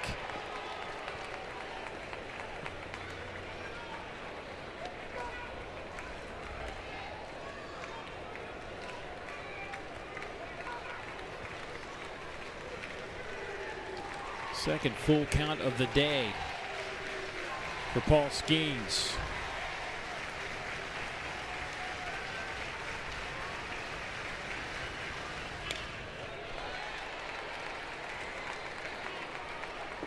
Still pumping almost 100 pitches in, still triple digits for Paul Skeens in this weather, in this heat. Young man who turned 21 last Monday.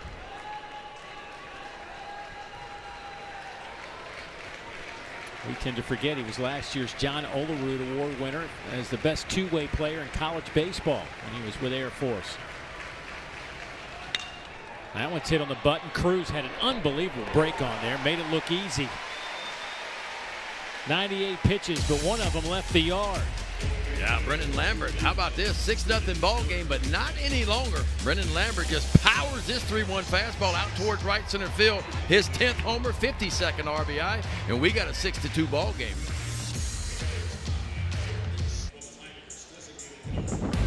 You're watching the NCAA Baseball Regionals presented by Capital One. And the NCAA Regionals coverage for all 16 sites continues tomorrow on ESPN Plus and the ESPN app. For more information, visit ncaa.com, the home for all 90 NCAA championships.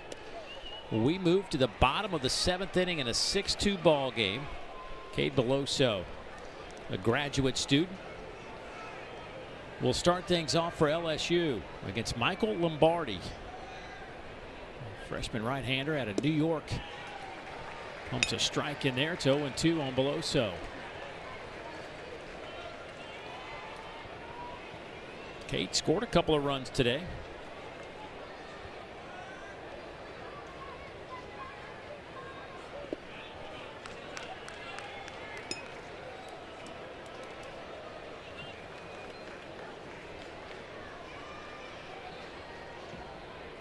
Tulane would like to. I'm thinking, I mean, obviously you would love Lombardi to finish this thing out for you. If not, just use one more arm. Yeah, and if you're Tulane, you got a little bit of momentum right now. You're looking up and go, all right, we're only down 4 right now. And it's up to Lombardi to be able to stack another 0 and give this offense a chance, because nobody warming up for LSU. So apparently Skeens is going back out. And popped him up right side. Catch is made over there by Marquette, and that'll be the first out of the inning. Yeah, and if you're Tulane, I mean, I got to think you're relaxed, as well as relaxed as you can be. I mean, you're playing with house money right now. No doubt. You know, when you're not supposed to be here, and they weren't. And now, I mean, look, let's be honest. They were probably making, a week or so ago, they're making travel plans to get home and to get to summer ball and all that kind of stuff. And all of a sudden they show up and run right through the conference tournament to get here, you know. And sometimes these teams obviously are the most dangerous when you're not supposed to be here and you're playing with house money. You tend to play a little free and easy, and I think they've played well. And if you go back and look at this game too, Carmouche actually, I felt like, pitched better than what his numbers of 6 earned runs showed, you know. Dugas pops this one up in the infield. Who's going to make the play? Looks like Agabetis will do it, and that'll be 2 down. Well, Tulane and Lombardi retired 7 straight Tigers. I mean, LSU has, what, 10 hits, and I'm only showing on mine 2 extra base hits they have. That's it, 2 doubles, a double by Cruz, a double by Travinsky. Everything else has been singles, and you'll go back and look, 4 or 5 of those just kind of ground balls that got through, a couple of infield hits. LSU's known for pounding the ball out of the yard, came in with 117 homers on the year.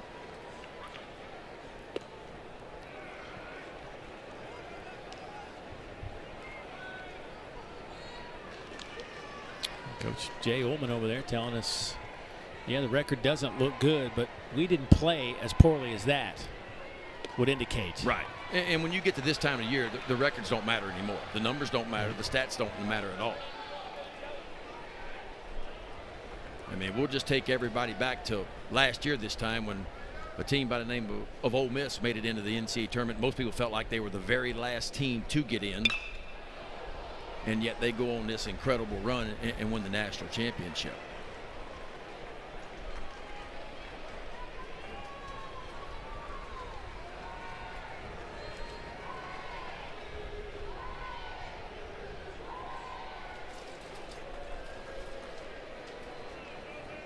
One and 2 the count to Braden Jobert. Swing and a miss. Lombardi looking impressive on the mound for Tulane. 1, 2, 3 frame for the Green Wave.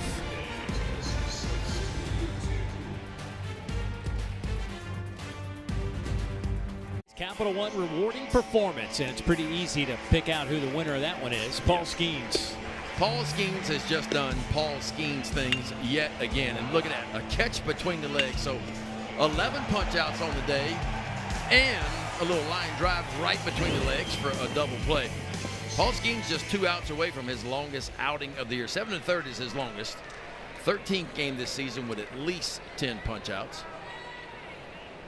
Fastball's been up to 101. And he's still pumping them in there.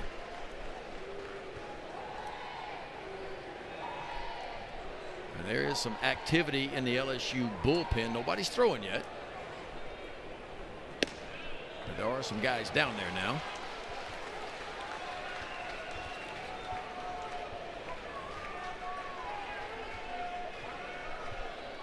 Oh, 1-2 on Beckstead.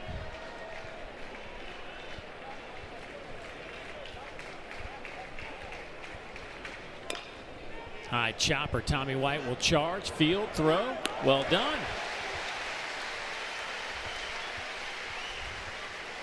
Tommy White got a good jump on that ball. Mostly a DH last year at NC State. DH'd a lot, but he told Jay Johnson when he transferred here, look, I want to be able to play a position. I want to show the pro scouts that I can play a position. We know the bat tool works, and he has improved. If you talk to Jay Johnson, he'll tell you that Tommy White worked his tail off this offseason becoming a better infielder. Now, still more work to do like a lot of players, but he took a huge step forward defensively. Agabitis, the second baseman, 0 for 2 today. His average at 152. Lifts that one high in the air to the left side. Pearson makes the catch. 2 down. A season-high effort from Paul Skeens on the mound now. It's 7 2/3. Well, Dave, when you were playing high school ball, when you went down to warm up, did you do all that stuff right there? No. Coach gave you the ball and said, Dave, you got 10 pitches and you're going to be in the ball game. I know. Sometimes you didn't even get that right.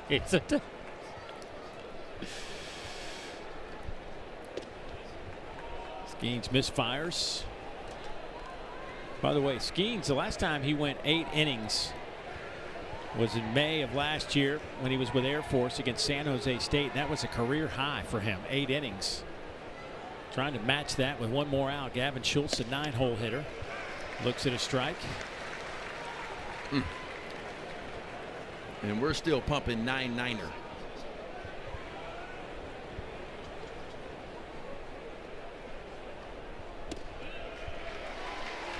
That was 100 miles an hour on pitch 106. I mean, what are we looking at? I mean, that's what I'm saying. It's freakish. And did you notice where not only were they high velocity, where they were located? Right on the edge. Line back up the middle. Another 100-mile-an-hour fastball and almost caught Skeens at 100 miles an hour. Well, you got to give Tulane credit. They have not backed down. And Paul Skeens has, for the most part, dominated today. 1 ball left the yard. But the Green Wave just keep on coming.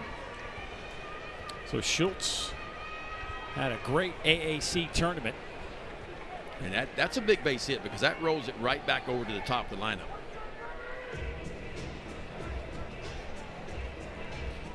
How about Tulane left fielder Brady Hebert? And now Hebert comes back up to the plate. There it is. 7 2/3, the longest outing this season. You mentioned San Jose State last year when he was pitching for Air Force. He went 8 innings.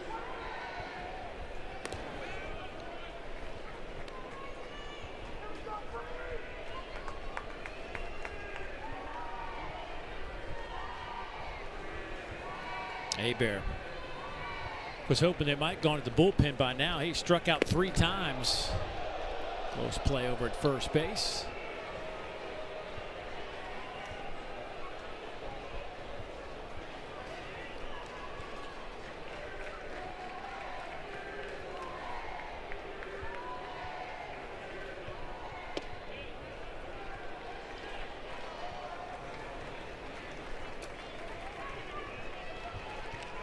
Hebert came in hitting over 300 at 304. His average has dipped down to 299.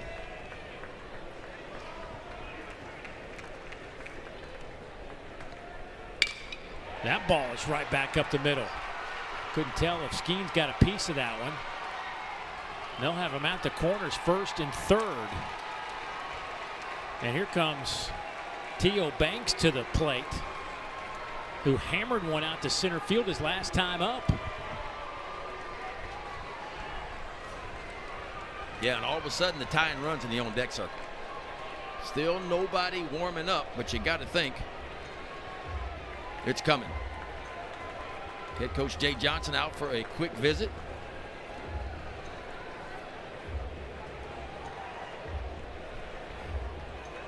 And sir, there are some guys grabbing some baseballs now. We got all that band work done, we got all our stretching done, so now we can throw a few.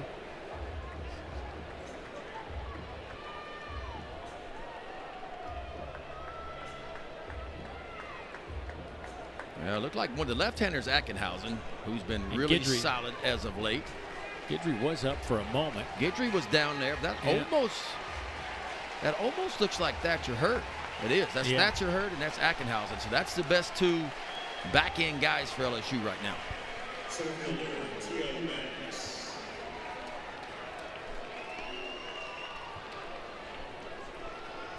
So here is T.O. Banks.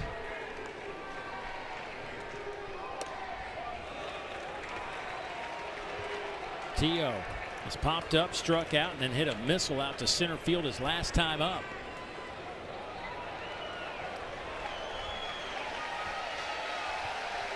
18 long balls on the year, too.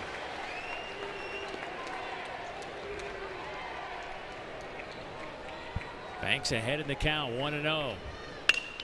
That one's out to right field. Here goes Joe Bear to the right side. It'll stay in play, and he'll make the catch. So Skeens gets out of it. A couple of hard hit balls by Tulane. It's a 6-2 game. And we're heading to the bottom of the 8th.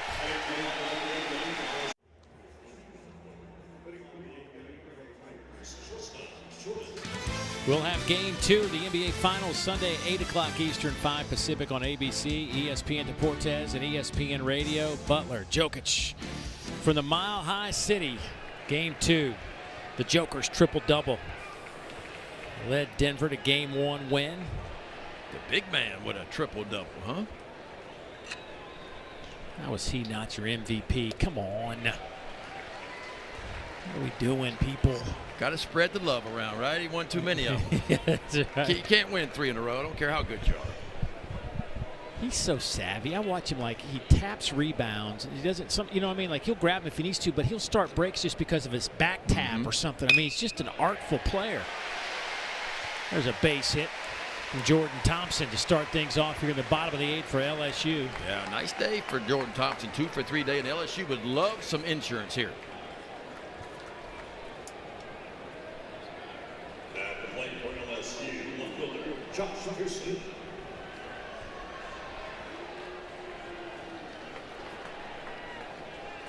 Here's Josh Pearson 0 for 2. LSU with no home runs today, but those 11 hits on the board. LSU has gone back-to-back games without a home run only once this year. And that was back in late February when it was freezing cold. Yeah, in some ways, it's been a small ball day for LSU. You go back and look, 2 sacrifice flies, 2 sacrifice bunts. Yeah, for a team that had 12 sack bunts all year. And Pearson's 0 for 2 down in the 9 hole. He's got 2 RBIs. Squared up again, did Pearson. Lombardi had really done a number on this LSU lineup. He had retired 7 in a row until that base hit. Yeah. Well, Lombardi's given Tulane a chance. I mean, he's given their offense a chance to climb back in this one because he stacked 3 zeros in a row. That ball's hit a mile in the air out to right. Shallow right. So this will be the second baseman, Agavitas, there to make the catch. Great crowd on hand here in this Baton Rouge Regional. Game number 1. Don't forget Oregon State on display in game 2 against Sam Houston State. That'll come your way later on tonight. Yeah, that Sam Houston State team, the Bearcats, they can swing it. Oh, boy, can they ever. They're not a big power hitting team, but I tell you what they do. This is the 11th best offense in all of college baseball. It's an older team that's been around, and they can bang it. You know, and of course, you mentioned Oregon State had a chance to be a host and kind of faltered a little bit down the stretch when 0-2 in the Pac-12 tournament. They scored a ton of runs in the tournament going 0 for 2, but they gave up a ton of runs, too. So that's going to be a good matchup. Featuring Tyler Davis for Sam Houston State, hitting .432 with 20 doubles.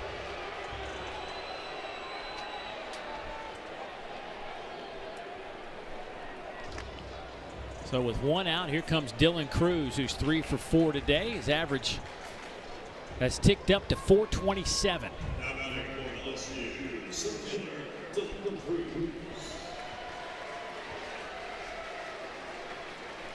Ben, you've been here a long time, following LSU baseball as a player, broadcaster. As it stands right now, would you put Dylan Cruz as the greatest Tiger of all time? You have to take yourself out of the picture now. I'm not asking you to. Well, let's talk about position players. Okay, there we go. When you take the full body of work and what he's done since stepping on campus, I mean, he's been a All-American, first-team All-American 3 consecutive years. And if you look at the numbers he's put up, it's, you know, and the things and the ways that he can affect the game with his defense, with his arm, with his power, with his speed, and the ability to hit for a high average. To me, position play. Now, there's been guys here that have run faster, has hit further, maybe hit home runs. But if you talk about the complete package, I would say Yes, and that's a mouthful. Yeah. And some may disagree, but I would say yes. He's probably the greatest position player in LSU history. I've asked a bunch of longtime LSU fans the same question, and they kind of say the same thing to you because there have been so many great players, but they would put him at the top of the list right now, almost begrudgingly, because there's been so many great players here. Yeah, and look, and again, that's a mouthful. Eddie Furness and the numbers he put up, but Eddie wasn't quite the defender that, Todd Walker would probably be the closest comparison to me because Todd could run a little bit. But Dylan Crews plays a premium position of center field.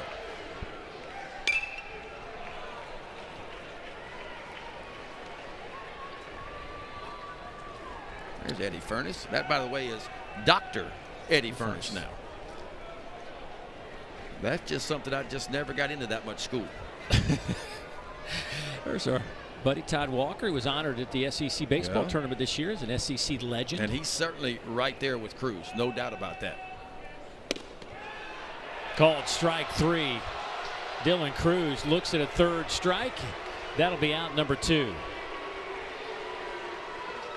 Boy, it looked like just a perfectly executed breaking ball by Michael Lombardi. And I don't know if you can throw one any better than this. You talk about making a pitch when you have to, too, and he did it. So Lombardi's day is over, but boy, he was impressive out of that bullpen. Trying to get one more out here in the bottom of the 8th. Tulane making a change. We'll update it in a moment.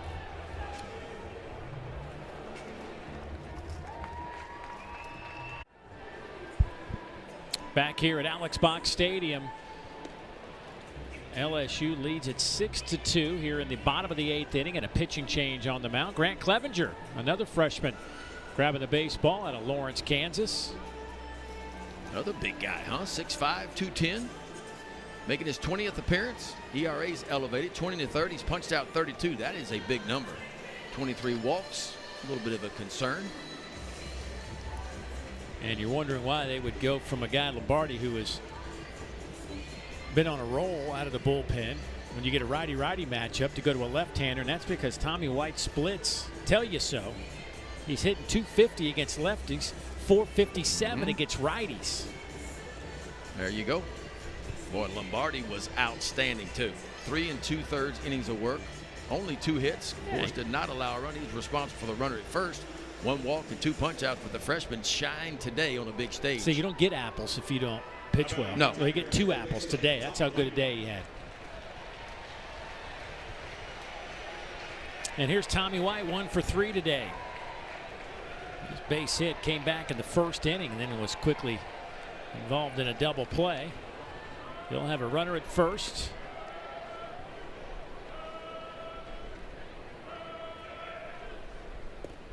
Oh, and that one gets past Beckstead all the way to the backstop. And now Thompson's at second base.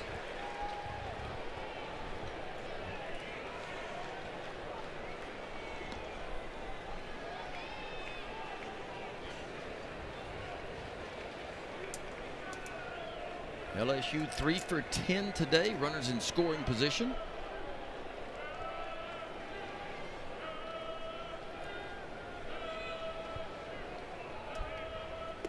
And another one that's down low. Throw back to second. Not in time. Thompson scoots back in a hurry.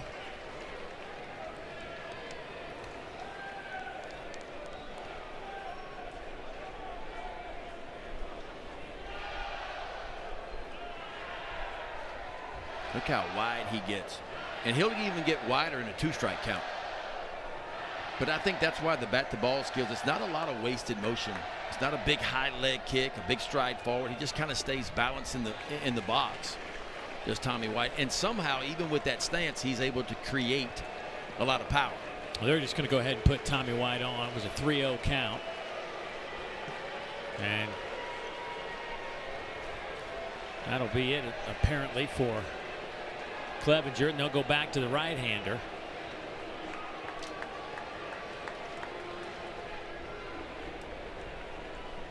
So another pitching change for Tulane. We'll update it when we come back.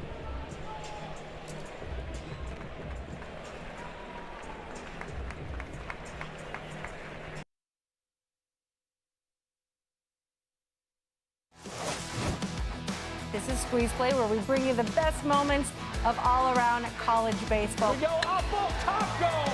3-run Johnson. Oh, goodness gracious. You get excited. Let's get quadratic. What more do you want? Are you not entertained? And by the way, nobody wants to go home. Let's play it out, run it back, let's go.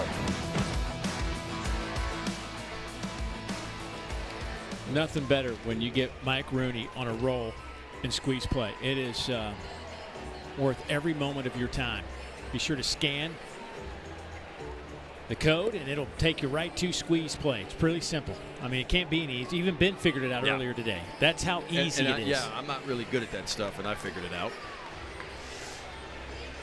Well, I know this guy can figure it out. Will Prigge, a freshman out of Atlanta, Georgia, by way of the Lovett School. Well, making his 10th appearance. 11 1/3 all he's worked this year. 11 punch outs, 8 walks. And another freshman arm for the Green Wave. It's our 3rd straight freshman arm. That one misses off the plate. Got a little sweat working. Does Will today? Hot day here at Baton Rouge. Or maybe that hat's been around all year. I have a feeling that hat's been there the entire year. And the way they finished the year, why would you change anything now if you're Tulane?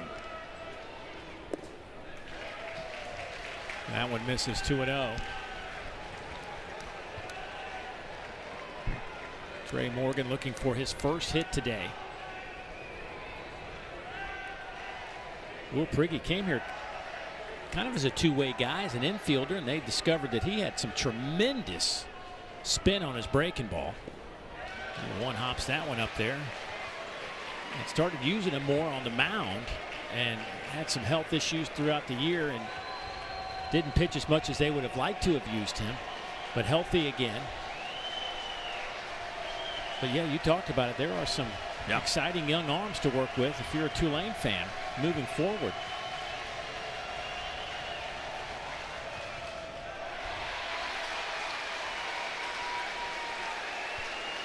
So Trey Morgan gets the walk and the bases are loaded. There are 2 outs. And here comes the hottest hitter in this lineup over the last month of the season, Hayden Travinski. Yeah, Travinski with an opportunity here to put the final nail in the coffin with a big base hit. Of course, if you're Tulane, you got to get an out right here. 4-run deficit going to your last at bat's going to be tough enough to overcome.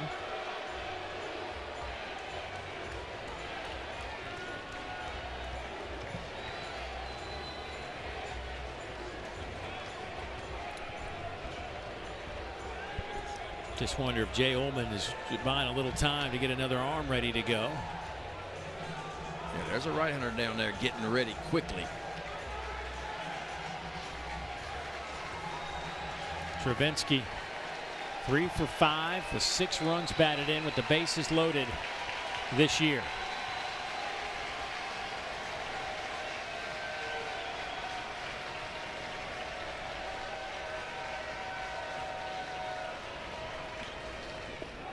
Another one that's not even close. They're all bouncing it back to catcher Seth Beckstead.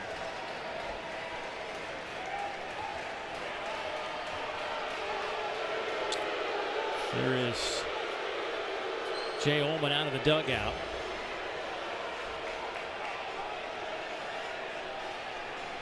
And he's going to make another change.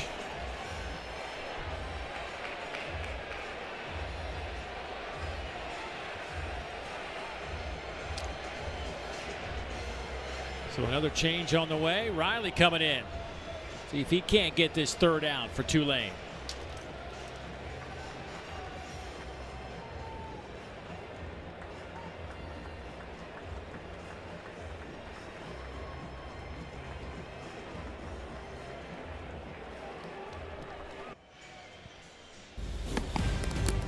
You're watching the NCAA Baseball Regionals presented by Capital One. Look at our bracket. The winner of this one moves on to a 9 o'clock Eastern game tomorrow night. Boy, if LSU can hold on, you know there'll be some kind of party late night here at the box.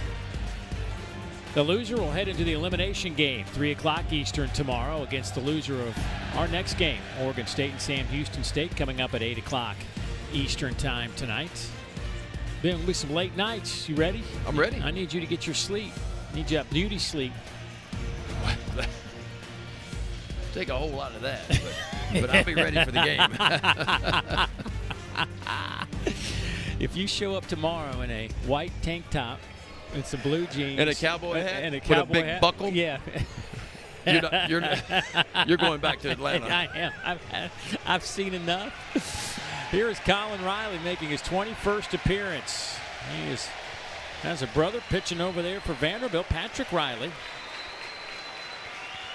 And he will step in against Hayden Travinski behind in the count 1-0 with the bases loaded, but there are 2 outs here in the bottom of the 8th inning. Starts things off in his appearance with a fastball for a strike. It's 1-1. Both the Riley boys pitched in their conference tournament games and won the title. Some bragging rights going on in that house. Yeah, no nerves. Now, the warm-ups weren't good. I watched all of his warm-up pitches. Did not throw one strike. But the first, that's how crazy baseball is. Good fastball for strike one and a good little breaking ball in the outside part. Well, Becksted's been good back there, hasn't he? I mean, he's blocked a lot of dirt balls here in this inning. Kept them all right in front. Colin's dad, Michael, here in Baton Rouge, his mom, Ann, in Nashville with his brother Patrick for that Nashville regional.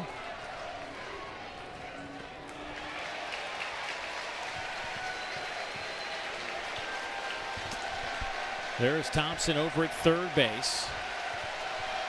You got Tommy White at second. Trey Morgan's over at first. 3-2 count with 2 outs here in the bottom of the 8th. Runners on the move, and that one is down low, and there is ball 4. So Travinski gets the easy RBI. His second today, and now has 26 on the year.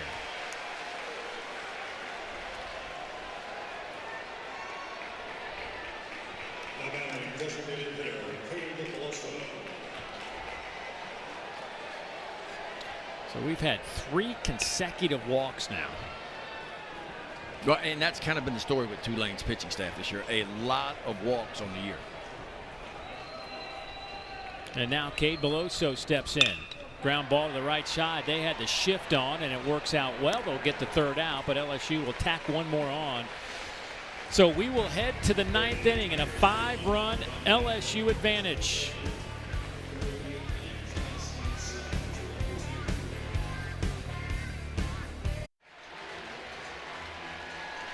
Paul Skeens back out on the bump here in the 9th inning, trying to close it out. 111 pitches. His season high is 117. And if he can get 1 out, it'll be a career high outing for him in terms of innings pitched. 11 strikeouts, 7 hits. He's given up a 2-run homer for the only runs by Tulane. And he'll start things off with Brady Marquette. First pitch in there for a strike at 99.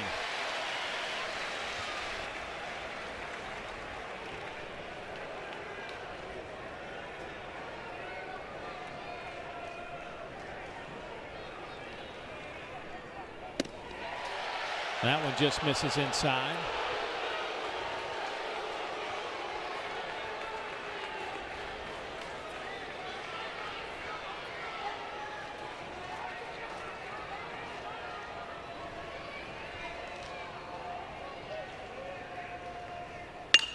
That ball's out to center field. Dylan Cruz has a read on it at the warning track and makes the catch for out number 1. Well, if there's anybody that nods their head in agreement to send your big donkey back out there, it's that guy. He's run a few guys out there for 120, 30, 40 pitches, sitting right behind national championship coach Kim Mulkey right there. Well, Scott Woodward, athletic director.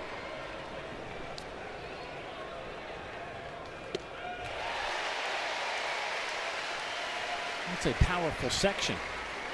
Simon Baumgart steps in there with 1 down, 1 for 3 today.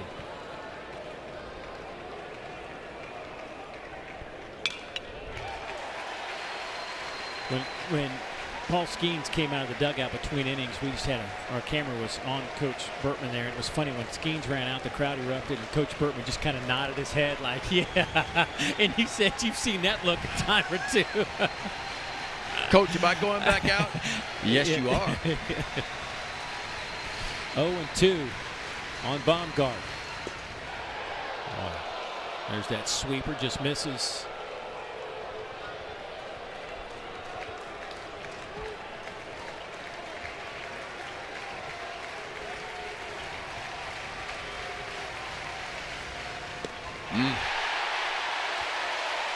I'm going to tell you, yeah.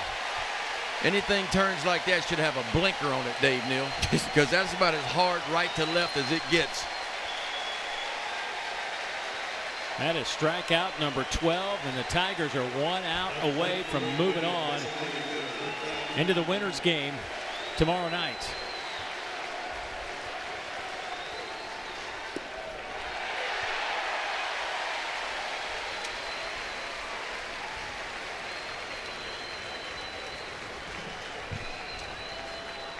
Oh, 0-1 on Brennan Lambert. He's the young man that took him deep his last at-bat. A 2-run shot out to right center field. Off a fastball, too. And Skeens so far against Lambert, nothing but sliders.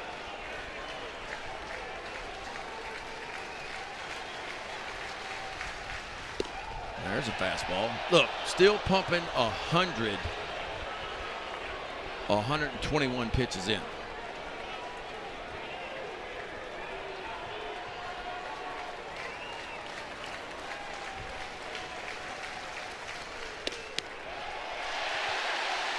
2-2. Boy, Lambert didn't like it. Can Skeens make it a baker's dozen? Can he get to 13?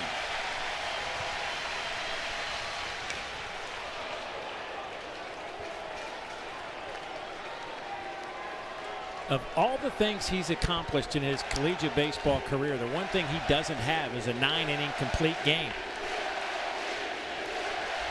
Boy, and this is a time, whether you're tired or not, you get the home crowd behind you, and it just takes you to a different level. You are no longer tired.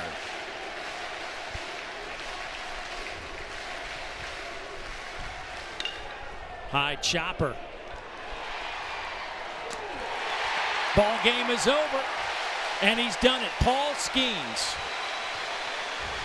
goes the distance and wins it 7-2. And LSU is moving on. And it couldn't have worked out any better for LSU. Obviously, you win. You use one pitcher by doing it. And this is the time of year you want your superstars to show up. Well, they did for LSU. Skeens, unbelievable. 9 innings, 7 hits, 2 runs. Did not walk a batter. Punches out 12.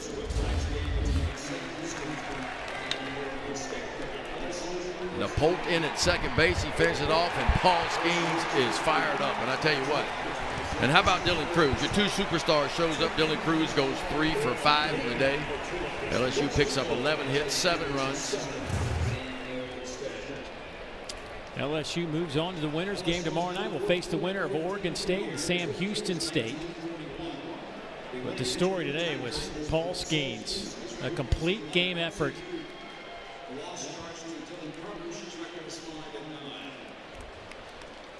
And that's what it looks like right now. Oregon State, Sam Houston State coming up at 8 o'clock Eastern time. Tulane will face the loser of that game in an elimination game tomorrow, 3 o'clock Eastern time.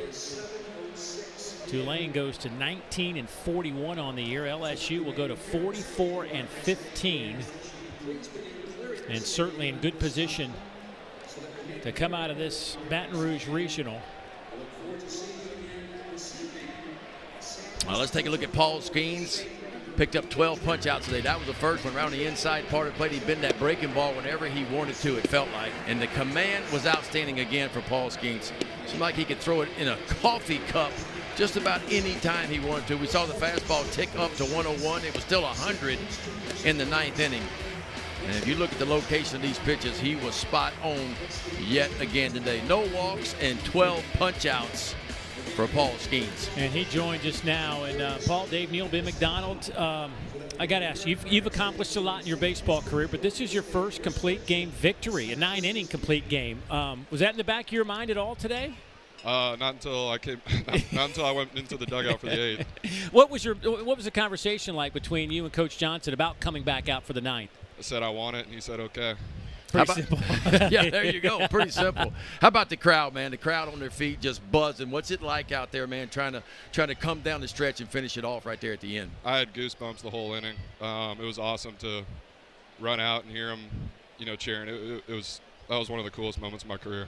So you got the first game of this regional under your belt. Just your emotions getting this game started. I know, your velocity was where it's been all year, and it stayed that way all game. But just the feeling of being here in this regional, in this environment for this team that has expectations of winning it all. Yeah, it was nice to start it off like that, instead of the bullpen. We got a really good guy going tomorrow, and we got a lot of good arms out of the pen, so it sets us up nice for for the rest of the regional. Yeah, look, the breaking ball the last time out, not quite as crisp. Today it was very, very crisp. What kind of adjustments did you make on that? Honestly, having a little bit of a longer week helped, getting home, because last week was a little bit of a body thing, and so it was nice to be able to figure out my mechanics a little bit, and work on that throughout the week. Hey, listen, great watching you pitch. Good luck rest of the way. We'll let you go get in the team photo. They're waiting on you right now. Awesome. All right, congrats. see you, buddy. Thanks. Thank you. LSU getting ready to pose. Look at that, getting a round of applause by his teammates. I don't know if that was like for getting to the team picture or just for his effort on the mound. Either way, he'll take it. It was a great day of baseball for LSU as they win this one 7-2. Coming up next, it's number 3 Charlotte taking on the Tennessee Vols. Up next here in Baton Rouge, it's number 3 seed Sam Houston State against number 2 Oregon State at 8 o'clock Eastern time. So for the rest of our crew, including Ben McDonald, I'm Dave Neal saying thanks for watching. Let's get you out to Charlotte.